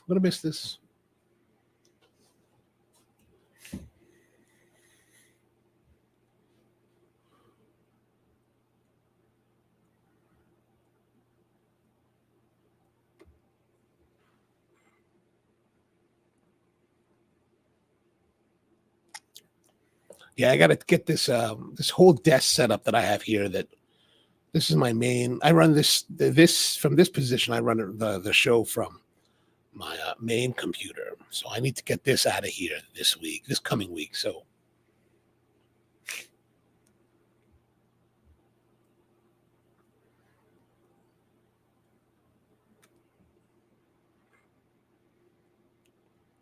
yeah, this is nice. So what else been happening in your world? Anything interesting? Let's see what's happening in the world of news. And there's been some shootings. Like, I don't know if you heard about that. There's shootings in California, shootings in Las Vegas. I mean, it's a little bit crazy. Hunter Biden may get indictment in California on tax-related charges. What else is happening? The shooter at the University of Las Vegas was a professor who had applied for a job and evidently was turned down. And I was like, that's crazy. Oh, those of you in Baltimore, looks like light rail services will be suspended starting tomorrow. That they've got 2 high voltage conduits on the vehicles have been punctured. What else are they saying? Issues with the cables that are connecting the cars. Oh, I guess they're going to shut down the entire system. And shuttle buses will be used. And the suspension of the light rail comes 72 hours after the Maryland Department of Transportation announced a $3.3 billion proposed budget cuts for fiscal 2024 to 2029. No, that's probably not a good thing.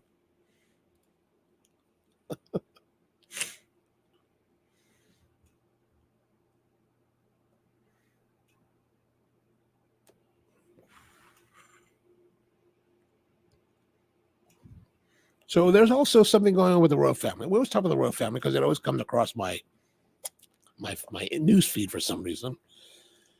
So evidently there's a new book that came out called Endgame, I think it's called. And it was released like in Denmark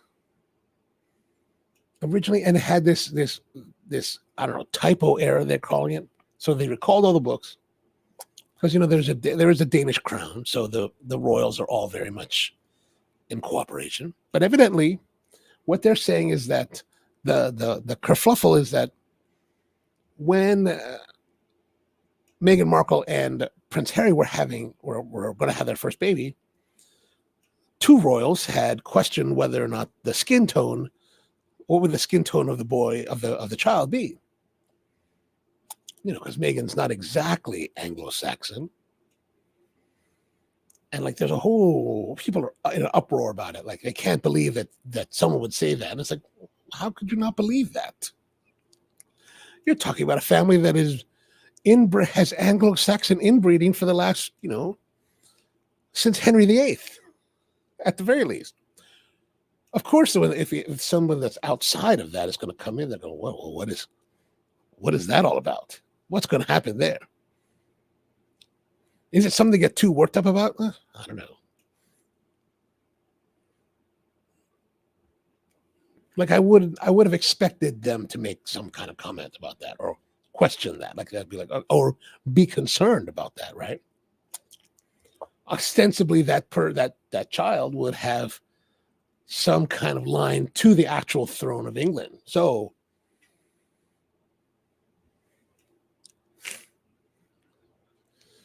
how acceptable would that be?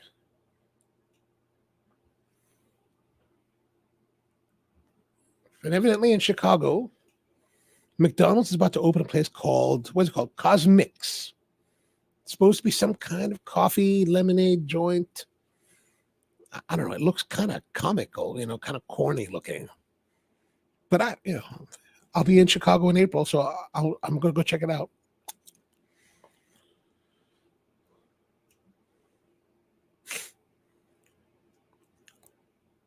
I don't know. Any thoughts on those things? I don't know.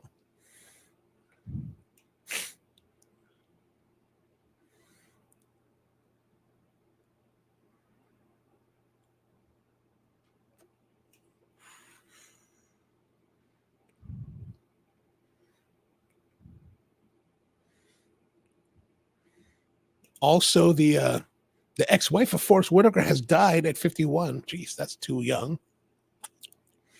Way, way too young. Oh, and what was it? The GTA Grand Theft Auto. They released a trailer on YouTube this week, and it was within 24 hours, it had gathered the most views of any video in YouTube history, like millions and millions of views. Like, it was crazy.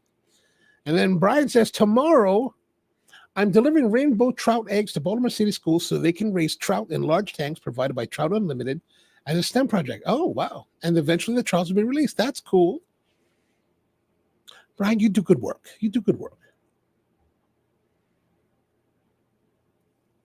How many schools will you get to visit to deliver these eggs to?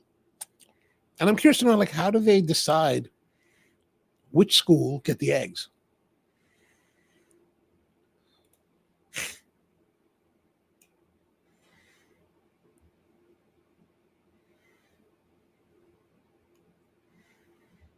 I don't know. So the cigar is going well. I haven't had much coffee. I should drink a little bit of coffee with this. Not bad. Definitely heavier dark chocolate notes. Pretty good together.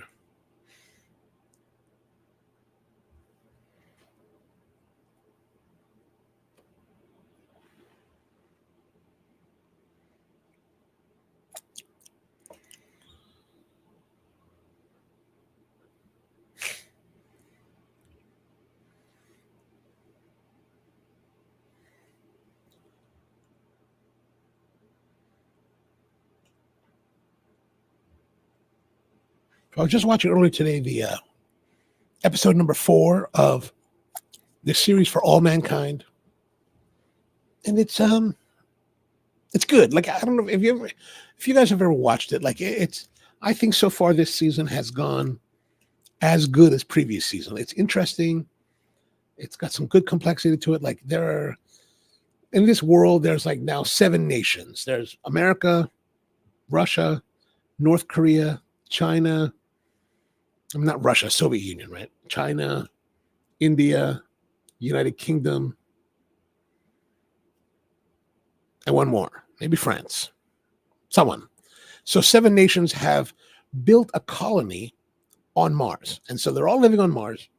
And it's interesting because there's, in previous shows we've always, or like let's say like in modern times, the ISS, the International Space Station, the people that are up there are all astronauts, right? So they're all kind of equal.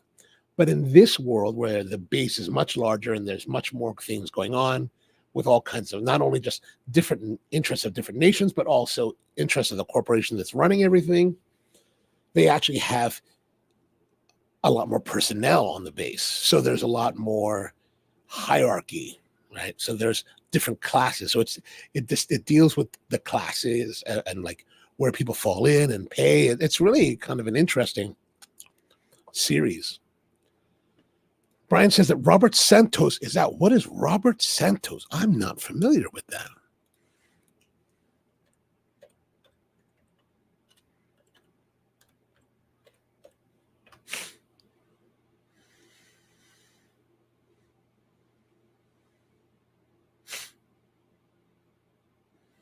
Oh, you mean he's been released from the Censor Bureau? So Robert Santos, director of the United States Census Bureau.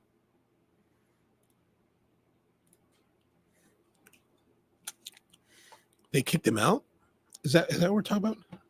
What do they have in the news? Let's go to the news.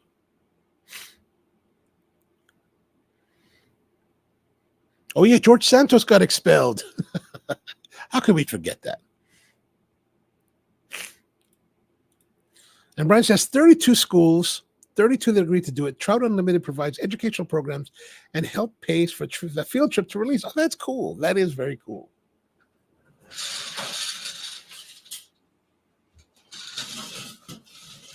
Ooh, I had to go turn some heat up. And delivering to 8 schools. Oh, okay, cool. Very nice. Very nice. So I'm presuming that if you're giving the eggs, they've already set up the tanks, or they still have to set up the tanks. And I guess the nice thing is that since it's trout, it's a lot easier to raise trout being a freshwater fish rather than saltwater, because you do saltwater aquariums and it's there's a lot more complexity involved. Balancing the amount of salt, aeration of the water, whatever. I remember we did it when I was a lot younger in my house, and there was always a lot of work. Beautiful results, but a lot of work.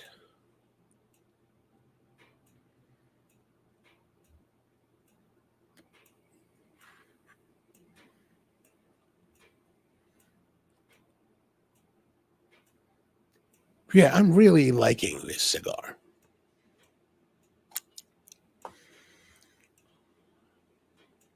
$10.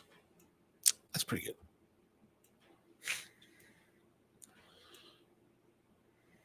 Right now, kind of other than that series, it's kind of a fallow time, right? Magnum PI is on hiatus again because they only have another 4 episodes left, so that probably won't return until 2024. Star Trek Discovery, they just announced it's finally going to come back in 2024, but not until April. So that's a long wait. I guess they got to stretch things out because they're not going to have more product for quite a while.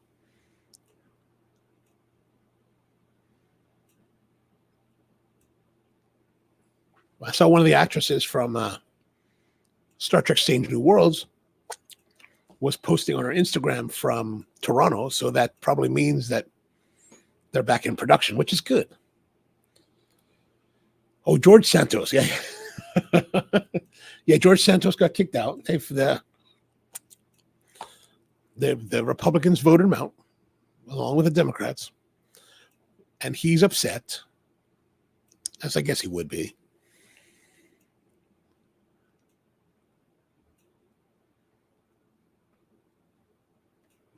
But, I got to say, he kind of deserves it. There's a lot of criminality happening with him. Not to mention, lying to people to get voted, like posing it that he's Jewish. It's like, come on, man. How much more anti-Semitic can you be than pretending that you're Jewish to try to hoodwink the Jews? Like that's pretty anti-Semitic, I think. Oh, tanks are already set up. Excellent. And Tony says, did you see Disney drop part 1 of the Doctor Who Christmas? I did not see that. You know what? Here's the thing. When it comes to Doctor Who, they've been away for so long. Like, I have no idea when they've released. I heard they released a couple episodes like over the past year and a half. And I'm like, really? Do I need to go? I have to go look for them. And it's like, I don't know. It's just like, it's frustrating to me as someone that does enjoy Doctor. It's kind of frustrating. It's like, what is this all about? But I guess I'll go look that up. Like, there was a time when Doctor Who always had a Christmas episode, and you could always count on it. And then finally they decided they had a change in their showrunner, and he was like, we're going to do New Year's Eve. It's like, why are you going to do New Year's Eve? Do Christmas.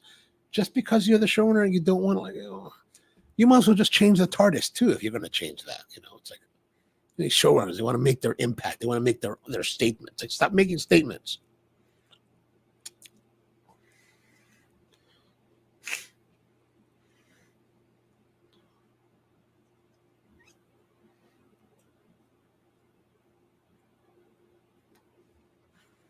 Where are we now? Are we there?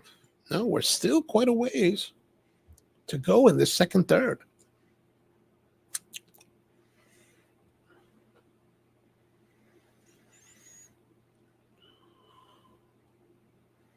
We're getting a little bit of a strange burning effect here again. Again with this one's almost 90 degrees.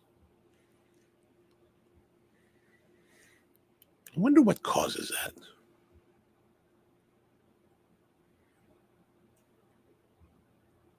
But I am interested to see where Doctor Who goes from this point, right? We're going to have, evidently, they had some specials where they brought David Tennant back. I don't know if that's already come out and then maybe now they're going to switch to the new Doctor. At this point, I'm kind of confused because I haven't really paid close attention.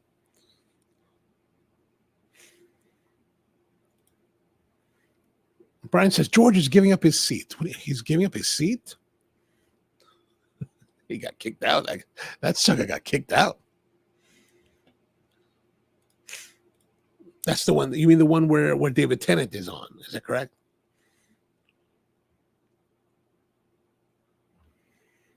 Because I saw a photo on my, I think, Facebook feed that had a picture of what looked to be the new Doctor, the black guy, and I was like, oh, okay. Is he coming out now? What's going on?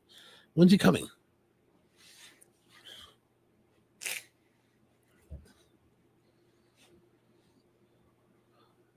So I was kind of wondering, like,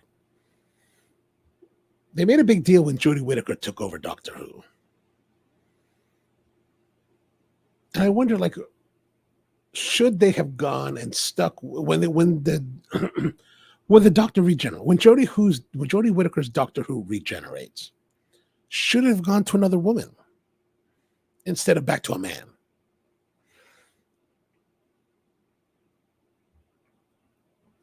And the one thing that I do have a little bit of an issue with Doctor Who, it's like whenever they have someone, a companion or something that's not white, it's typically black, sometimes Indian. And I'm like, you know what? There are more people in the United Kingdom than just Indians and blacks. My people are there. You go to Earl's Court, and it's all Filipinos. You're like, what is going on here? Like, I went to Earl's Court, and I was like, that's where they have the TARDIS by the station, right? There's a police box right by Earl's Court Station. You walk out of Earl's Court Station, and you're like, what's going on here? There's all these Filipino restaurants, all these Filipino people. What is happening? Am I in London?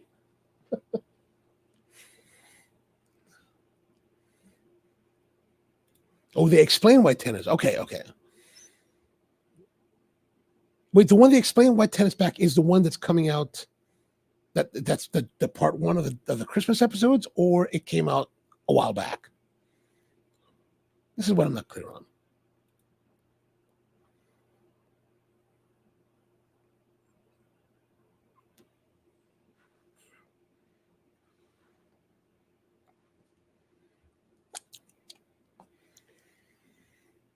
I've been trying to watch this series that I started a while back. I watched, I think, half of the first episode, and I've watched like the rest of that first episode and 2 more episodes. The series called Who is Aaron Carter? And it's supposed to be, I haven't figured out, but she's supposed to be some kind of secret agent that has made bad choices and is living in Spain.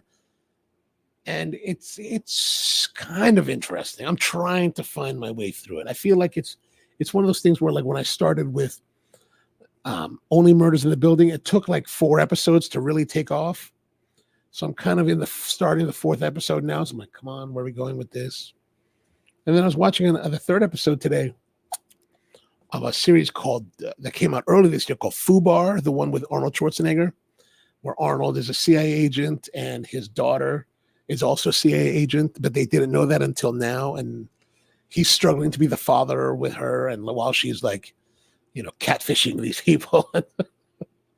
It's most things with Arnold is quite entertaining. So I'm kind of enjoying it. Okay, so yeah. Oh, so this part 1 is the one. Okay, got it. I will look it up. Are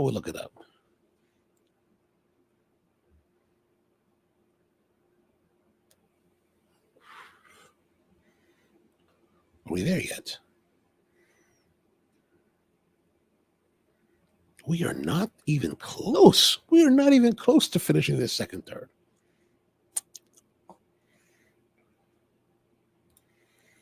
And Kevin McCarthy is stepping down. Oh, I'm going to have to look that up. Kevin McCarthy. I know the name. I just can't think of who it is. So, U.S. Representative. Oh, he used to be the speaker, right? Is that right? I'm leaving the House, but not the fight. Oh, gosh.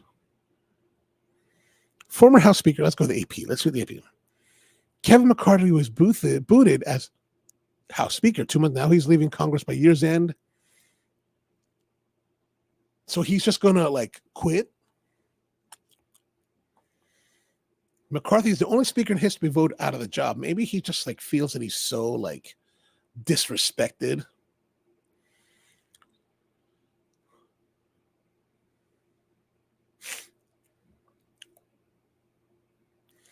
Oh, before his future having spent days before the deadline to seek re-election. Okay.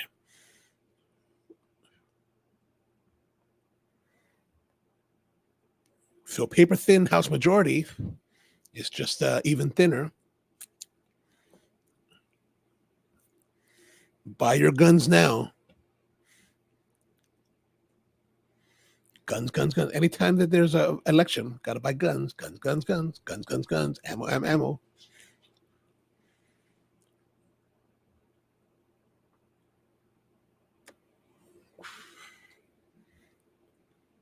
I thought it was interesting today that I was reading this article about the University of Nevada, Las Vegas shooting. And they were like, well, they haven't disclosed what kind of gun he was using. And I was like, probably means he's using an AR-15 type of gun. And it's interesting. I was out with a friend of mine who we were eating venison steaks because he likes to shoot deer. He shoots deer on his property. And we're talking about shooting deer, right? Like, what do you have to use to shoot deer? And he's like, well, you need something heavier, like a 30-06 or something like that, or shotgun, like, right? Shoot shotgun. I was like, what about the AR-15? It's like, no, that's not really good for that. 22 round, too small, tumbles. Good for shooting people, not so good for shooting deer. And I always thought it was kind of, ironic that in America, we like to talk about the AR-15, and we're so obsessed with that gun. And people are like, oh, we use it for hunting. It's like, nobody's using that for hunting. That's the wrong gun to use for hunting. What do you shoot? Squirrel? Badger? I bet tear up a badger. But a deer? No. Deer's going to run away. And Brian says, Fubar, he gave up on it. Oh, it wasn't good? Oh, well, I'm trying. I'm just sitting around the house, like at times just like having dinner. So it's like, I just watch something. Typically, if I'm home and I'm watching something, and I'm, let's say I'm preparing a dinner or meal, having the meal, I'm typically watching. I try to watch things that maybe that I've already seen, right? Or a series that I know well, because then I don't have to pay attention to what's happening. I can kind of watch a little bit and then and then eat and then not pay attention and then watch a little bit more. And I haven't lost anything because I already know the series. So, whatever comes up, maybe like Madam Secretary or Designated Survivor, or maybe a movie that I've seen before. Desperado is on Netflix, not just is now right now. So that's always fun.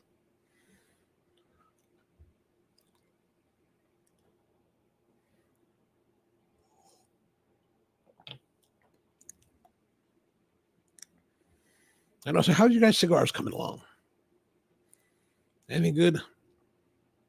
George, I presume that you're on to something else besides the wise man, after your wise man.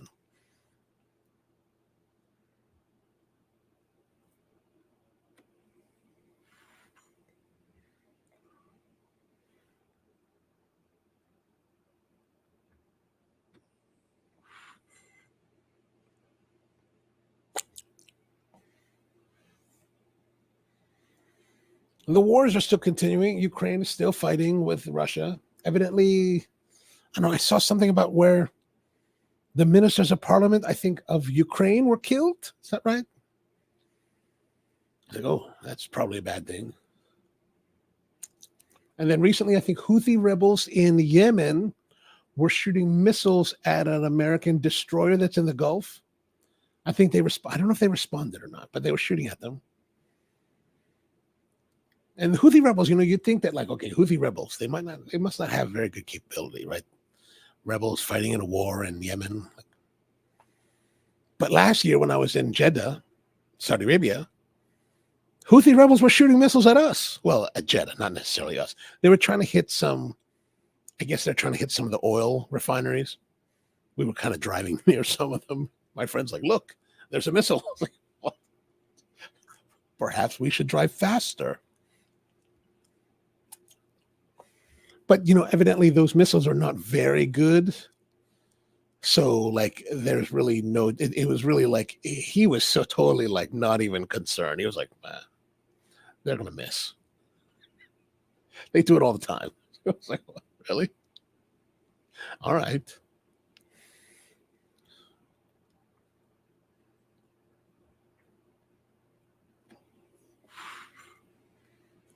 And then there was these guys that, Did they shoot at, or they boarded and stopped a cargo ship that is somehow connected to Israel? And I was like, I think they took all the people off, right? And I'm like, most of the people that are working on those ships, on these maritime ships, are not from the nation that they're from. Like, you probably have some kind of Dutch or like European captain and deck crew. And then everybody else is probably Filipino. And so these guys they're just trying to transport cargo and like make money to send to their families. So you just leave them alone. Like, if you're ever interested in that kind of thing, there's this guy that I found on YouTube. He's this Filipino guy. his channel on YouTube is called Chief McCoy, Makoi, and he's been a maritime guy for like 25 years. So he's like probably closer to our age, maybe late 40s, mid 40s, and he's a chief of the boat, chief engineer, and he has these videos all about like life at sea and like how they fix the engines or whatever they're doing. It's kind of an interesting channel. I find it interesting to see. And Craig says lots of Filipinos, man. Like you see these videos and like there's like, oh, these guys are having like lechon. It's like, oh, not a bad thing to do. Next thing that you'll find like, especially if you go on the Caribbean, you go on those cruise ships, a lot of Filipinos there, like a lot of deck crew, or not deck crew, but like a lot of the people, a lot of the crew, Filipino. Most of the bands, Filipino, like evidently, especially in Asia, most bands that you go to like places that have bands around Asia, they're Filipino bands because those guys they're always good at music for some reason. And cabin attendants, people working the dining room. Like I remember we would go on trips on like cruises with my parents, right? And like our family friends. And we'd be sitting there and they meet the servers. Of course, the dining room and kitchen people, or a lot of them are Filipinos. So they're like, would you like pork adobo? It's like, yeah, I'll have that pork adobo instead of that grilled salmon. Hell yeah. Bring us some rice and some, do you have pancit too? Yeah, bring that on, man. We're going to have that. Good times, man. Good times. Oh, you see that? Okay, great. I'm glad you see. Yeah, Chief McCoy is really, really entertaining. I really enjoy his shows. But I can't tell recently if he's releasing videos being on a boat, but I don't know if he's still on a boat. Like I think these are videos that he shot like months ago, like earlier this year. I think now he's like land-based, doing something with his alma mater, the maritime like school that he works for.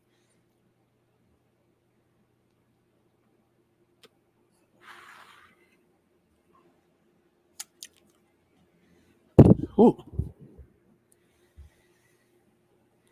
Still not there yet. Almost.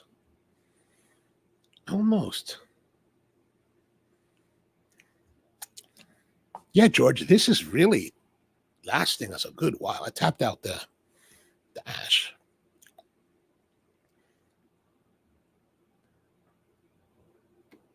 Brian, who I'm surprised I haven't seen so far, Steven, where's your brother?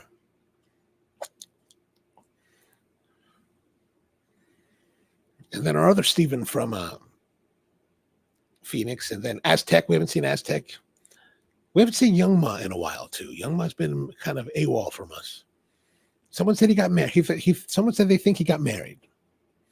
Well, if it's true, congratulations.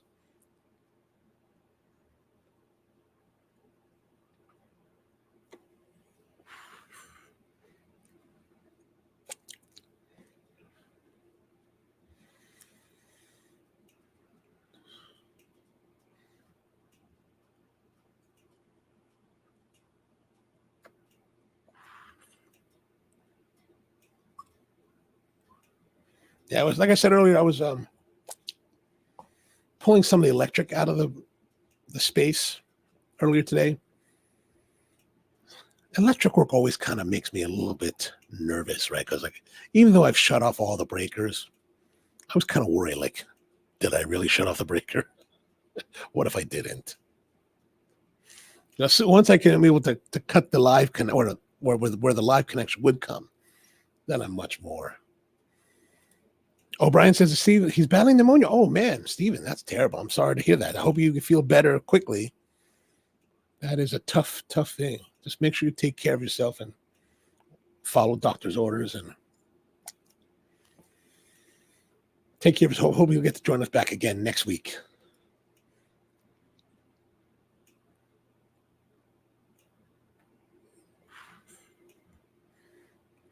Okay, so turn the camera back on because I'm running the other camera on battery power. And like we've experienced the last couple shows, if I leave the camera running the entire time, the battery dies. And let's see if I can get this to activate without having to The problem with this camera is that it does this weird menu thing when you turn it on and like, yeah, see this thing? What a pain in the butt. There we go. All right, so I think we've definitely it's been more enjoyable in flavor. So I'm going to say 8.5. Body, I think I said earlier in the thing, we got a little bit more, so 8.25. So that's going to give us 16.75 and then 16.25. All right, so that's where we are at the moment. We're now starting the last third and then moving on. I don't know if I included this last week, but Kirby Allison, that guy we see on YouTube, he had a special. He did a live stream Black Friday. Oh, I guess I did talk about this because Black Friday was 2 weeks. Yeah, Black Friday was 2 weeks ago or a week ago. Anyway, so I bought these shoe polish because I didn't really have any. He was like, I'm going to give you some extra stuff. So he included he included like 2 pairs of his really nice shoelaces and a cotton chamois along with it. And I was like, oh, that's really nice. I really appreciated that. And Brian says that Steve tested positive for COVID, then flu turned to pneumonia. Oh, good Lord. Yeah, man. Take it easy out there.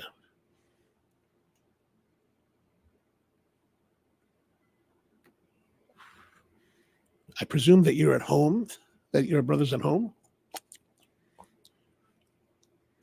Hopefully it doesn't progress worse. Good vibes, only good vibes from this point.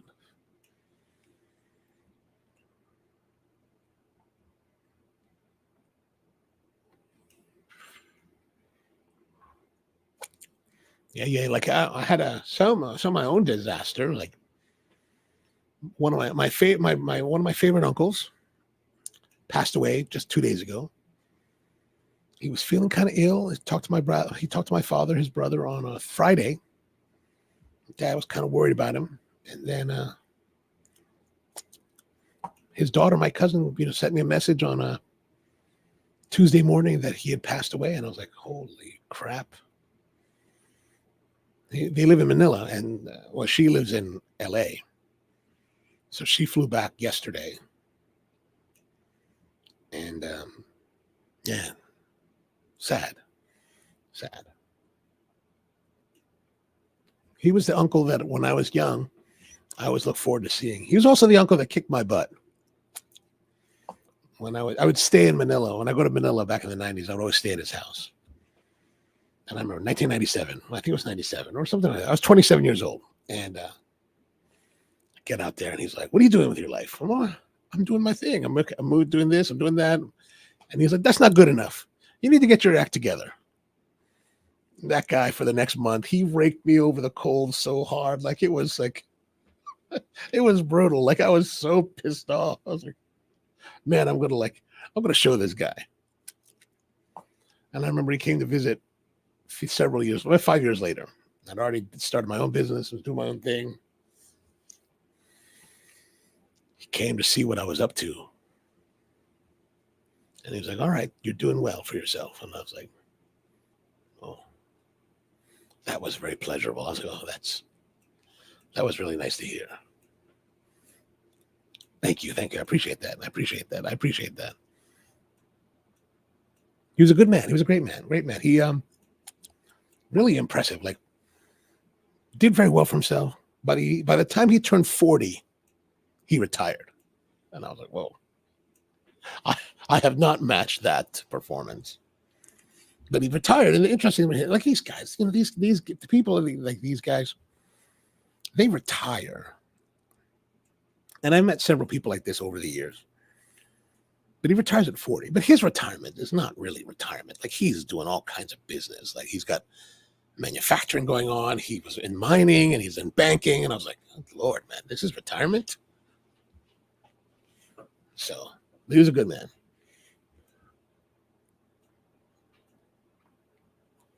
Happily, I was able to see him back in June when I was in Manila.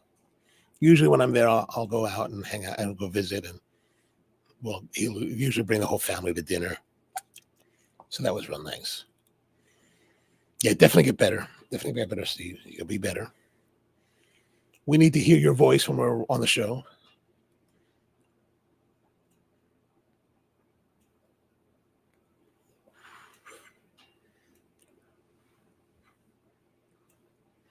So smoking nicely. Now in this part of the third, it's getting a little bit more. How would I describe this? It's getting a little bit heavier. Not heavier, but a little bit more. Maybe heavier is the best way to. The flavor is heavier, right? It's a little bit darker. Like the second, third, really expressive, really interesting, good complexity, very interesting. This is a little bit less interesting, a little bit heavier.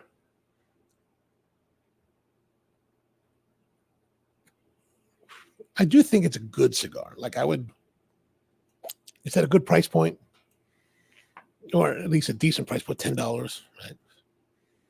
So it's not a crazy cigar to spend your money on.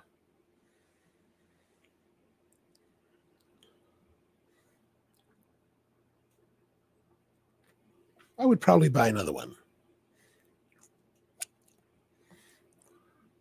But it's also $10. Revenge. Not as satisfying as revenge.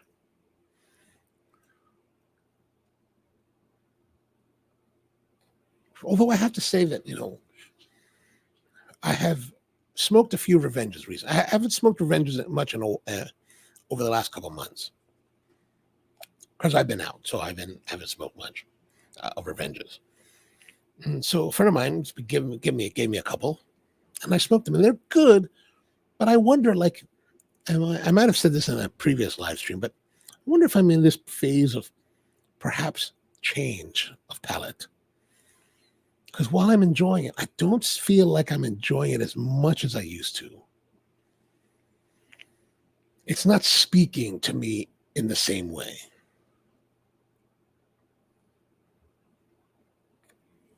And I'm wondering why. Now, I did receive a message from Sean Coleman, who's one of the guys at Roma, because he had come out. I don't know if he was coming out with this cigar or like a month or two ago. Skip announced the release of this cigar called Il Nono. I think the grandmother, right, in Italian. And Sean announced this other cigar, another bundle cigar from Roma, and I forgot the name. And then when he announced it, I was like, "Oh, I'm going to order that," because I didn't get a chance to get the Il Nonos. So I call up Sean. I was like, "Hey man, can I get me one of those? You still got any more of those? I'd love to get one." He sent me a message just like yesterday. He's like, and basically it was just a picture of the label, and I was like, "Does that mean?" Because I've been wondering what happened to it. Like it's been several weeks, right? And I was like, what? And he sent me the picture, and I was like, I said to Bever back, say, "Hey, did this get sent back to you?" And he's, "Oh no, we're getting ready to send it." I was like, "Oh, okay, good." So I think we'll feature that on a future episode. So even though like I have taken a hiatus from the coffee Q&A in the mornings, the current plan is not necessarily take a hiatus from this show. Now, where we're going to do the show, how we're going to do the show will change after today, but the plan is still to continue on because, while I have a lot of stuff to do to tear this place out, I don't really do much of that at night. So it's like there's time in the evenings I do have to do that. It's just I'm certainly behind schedule. Like I had thought that I was going to have the other part of the building cleared out by the end of November. Now we're in the first week of December, and I still haven't finished that part of it. So I'm running behind, and I need to get rolling on it. Oh, and Craig says that Hunter Biden has indeed been charged. They've been talking about it in the news I read earlier. He was facing criminal charges, or maybe that means that he was already charged. Interesting. I think here in the United States that there's a big difference. Like, I think most people, like, there's of course in the United States it's a big Trump faction, right? Trump, Trump, Trump, Trump, mega, mega, mega, mega, and then everybody else. And I think one of the things that I think a lot of the Trumpers feel, think is that Trumpers seem to have a very much like deification of Trump, right? Like he's their God, he can do no wrong. I think people on the other side of the spectrum, I guess we'd say liberals, they don't have that affinity for Biden or his son. They're like, well, if he committed a crime, charge him. So while I know that a lot of people, some of them will be like, Hunter, Hunter, Hunter, I don't think, I get the feeling that I get is that most people that have supported Biden as a president or been okay with him as president, I don't think they're going to have problems setting Hunter Biden to prison if he gets convicted.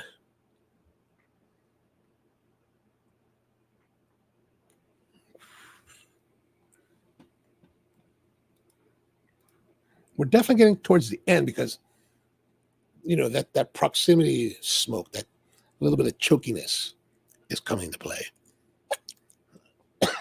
which is interesting. I don't think I got that with the envy last week, and then the week before, or the cigar before that, which was 2 weeks before that. I don't think I got that either.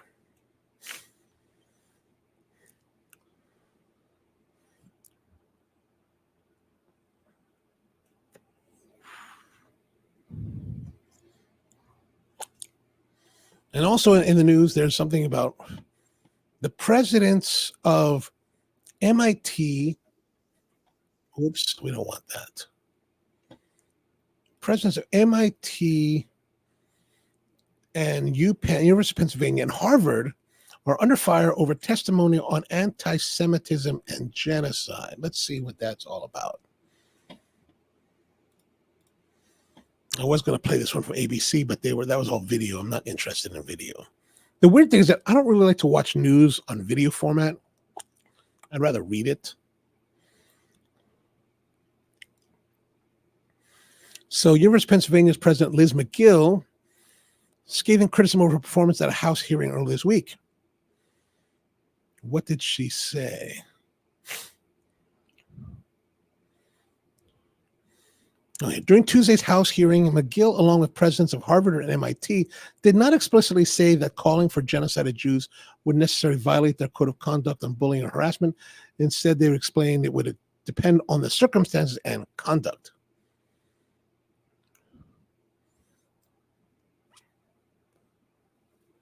What did she say? So scathing, maybe this is a link to whatever she said. So here we are, under fire over despicable testimony on anti-Semitism and genocide. Oh, here it is. Focus on universities' answers to questions on Tuesdays about whether calling for the genocide of Jews violates their respective... Wait, calling for the genocide of Jews? So they're saying that the presidents of these universities were saying that they should have genocide on the Jews?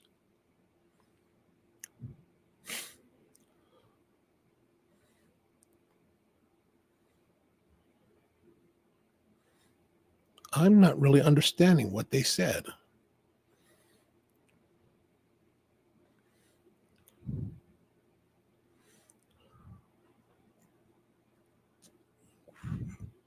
Calling for the genocide of Jews.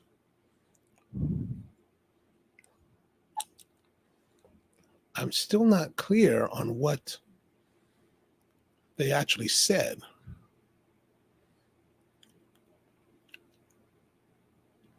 You guys had to know what they're talking about, because I'm not really following it.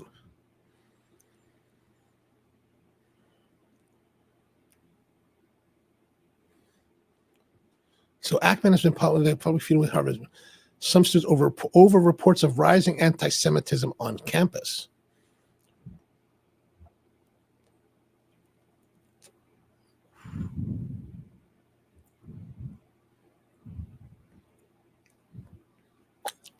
So these presidents have said that the Jews should be genocided.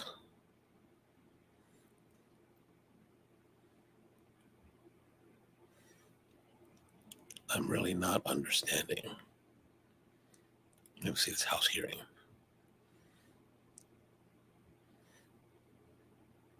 Oh, here, facing questions from Congress Tuesday about the responses to alleged incidents of anti-Semitism on their campuses in the wake of the Israel-Hamas war.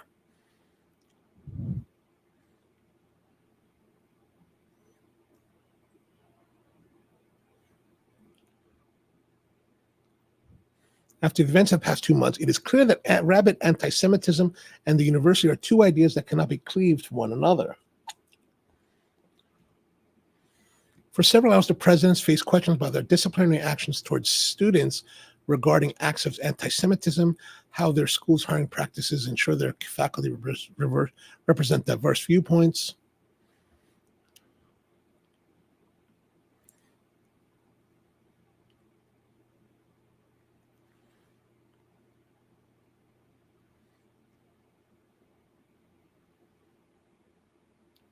The two terms are sometimes used at pro-Palestinian protests, and Stefanik argued that the use of intifada in the context of the Arab-Israeli conflict is indeed a call for violent armed resistance against the state of Israel, including violence against civilian and the genocide of Jews.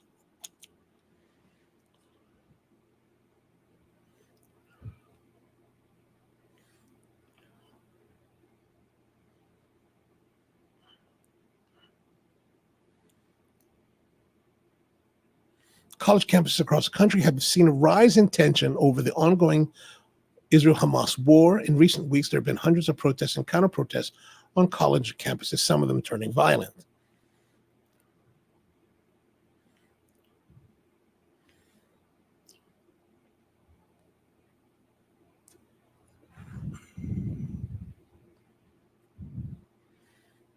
The three college presidents made clear that they are working to combat all forms of hate, including incidents of Islamophobia, which are also on the rise.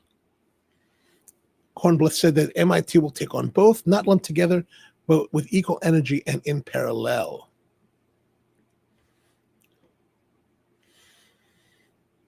And then Republican Rob Good of Virginia says that it's wrong to suggest that anti-Semitism and Islamophobia are equivalent problems in this country.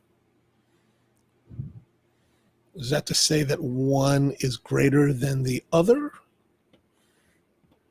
I'm not really...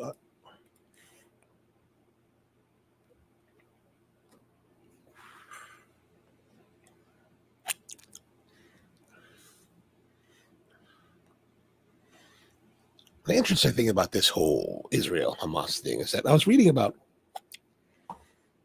kind of the background of this. And I remember when I first started going to Saudi Arabia, a lot of the guys, of course, Saudi Arabia is a very Islamic country. Most people are Islam. And I remember them telling me, a lot of these guys were like, there was a time when Jews, Christians, and Muslims lived in relative harmony. And, based on our experiences growing up here in America, that just sounded a bit kind of like, how is that possible? This is a conflict that's been going on for thousands of years. But evidently, even as I was reading it, ever since the war started, a lot of these can be traced to the 1890s, when Ashkenazi Jews started to move from Eastern Europe to the Palestinian lands, or to Palestine. And that's because they would basically camp and take over places. That's kind of the root of the problem.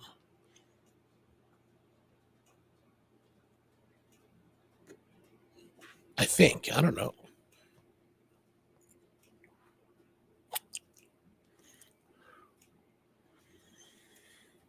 I don't know. Any thoughts on this? What do you guys think of? Anything you think about this?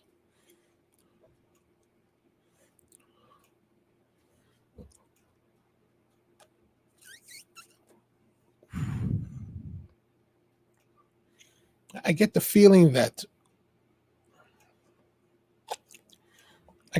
what certain parties want is for everyone to condemn Hamas and Palestinians and totally exonerate Israel. That's the feeling that I get. And I don't know if we can ever really have that kind of black and white vision on such a complex, where, like we talked about, like the release of the Israeli hostages by Hamas, right? I think there's 200 hostages. They released a bunch. And then in turn, Israel released another like 150 or a couple hundred Palestinians that they've been holding. It's like, how long have they had these people? Now, where did they come from? How did they have prisoners to release?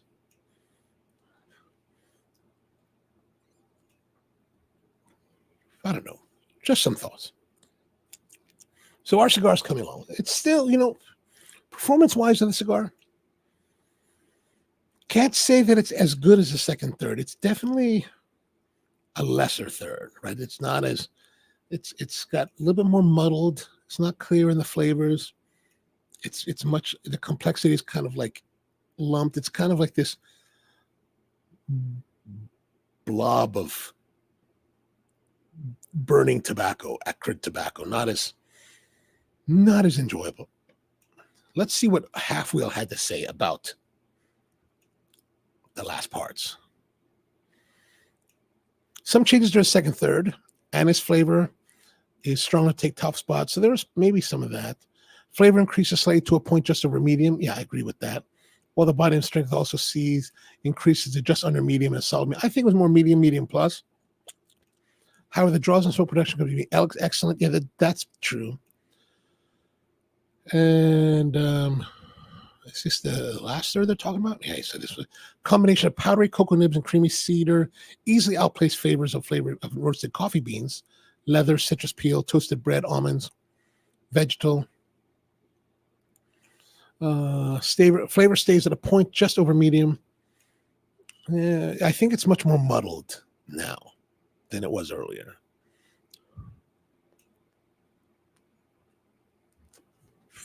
One of their test cigars needed a couple touch-ups.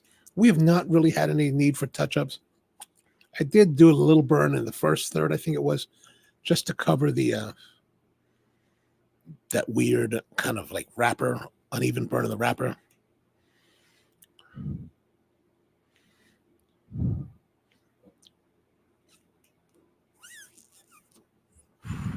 Oh, here it is.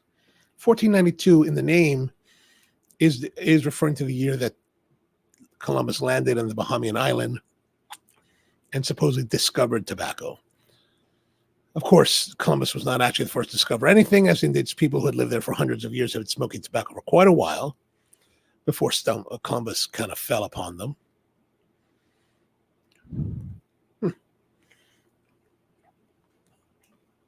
All right, I think we can go and have a look at our scoring. Let's go back to our scoring here.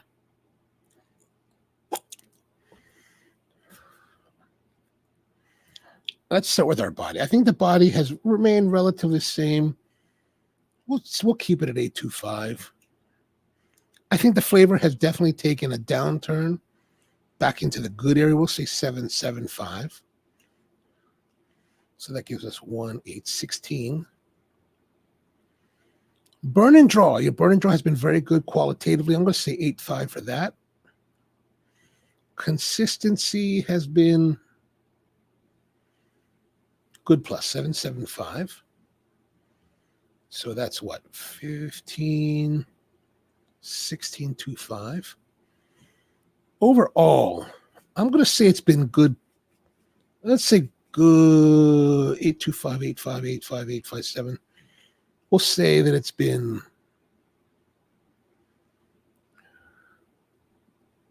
we'll say 8. It's been very good.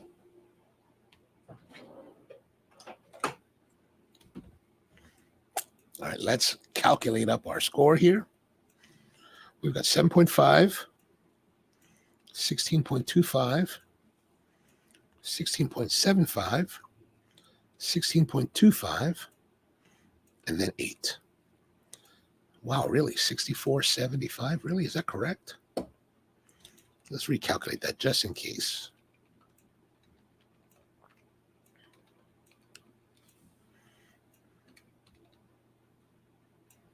Is that right? 7, 8, 15, 16. Oh, no, that's not right. Oh, yeah, 16. 16.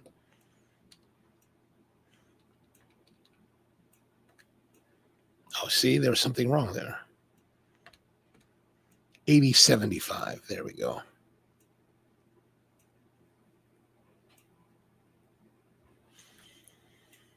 All right, now let us go and look at our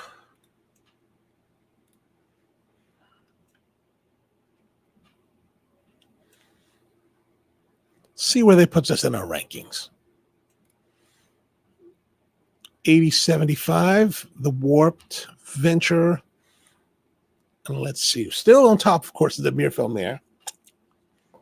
So we've got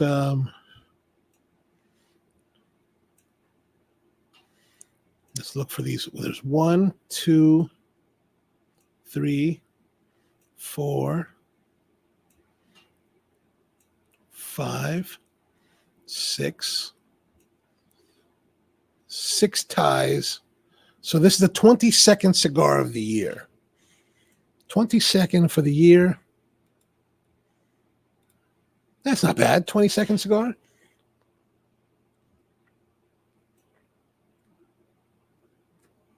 I do think the highlight of the cigar was the second third. First third was okay. Second third, really good. Very good. Last third, it stumbles. It stumbles on the last third. So next week, what do you guys think? What should we do for next week's cigar? I'm actually kind of leaning. Let's look here at our.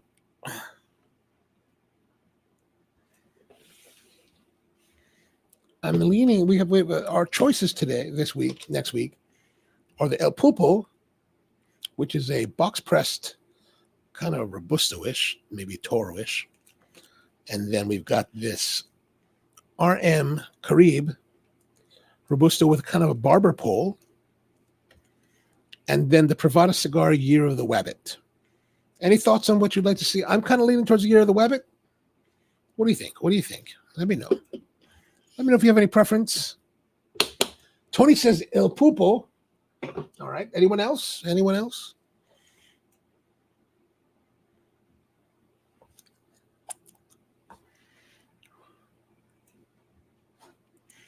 I'll wait a couple moments.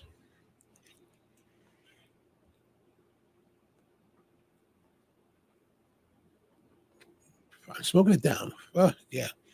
Definitely. That's not a nice flavor. Okay, we got one for the rabbit from Mum and the El Pulpo. Anyone else? Anyone else?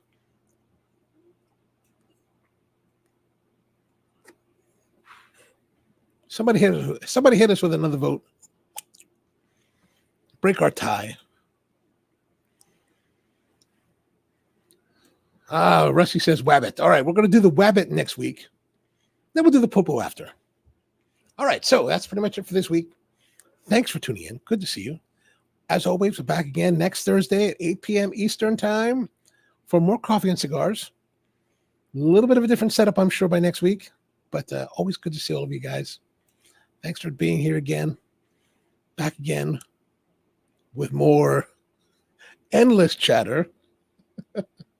All right, so that's it for today. Thank you very much. Good to see all of you. Have a great week. Steven, I hope you feel a lot better. Get over that pneumonia. We want to see you back next week in full strength. We hope to see you in full strength, or at least in better shape than you are this week. All right, everyone, have a great week. Baldhead, you too, man. Good to see you. Rusty as well. George, Bud, everyone out there, but Brian. All right, have a great one.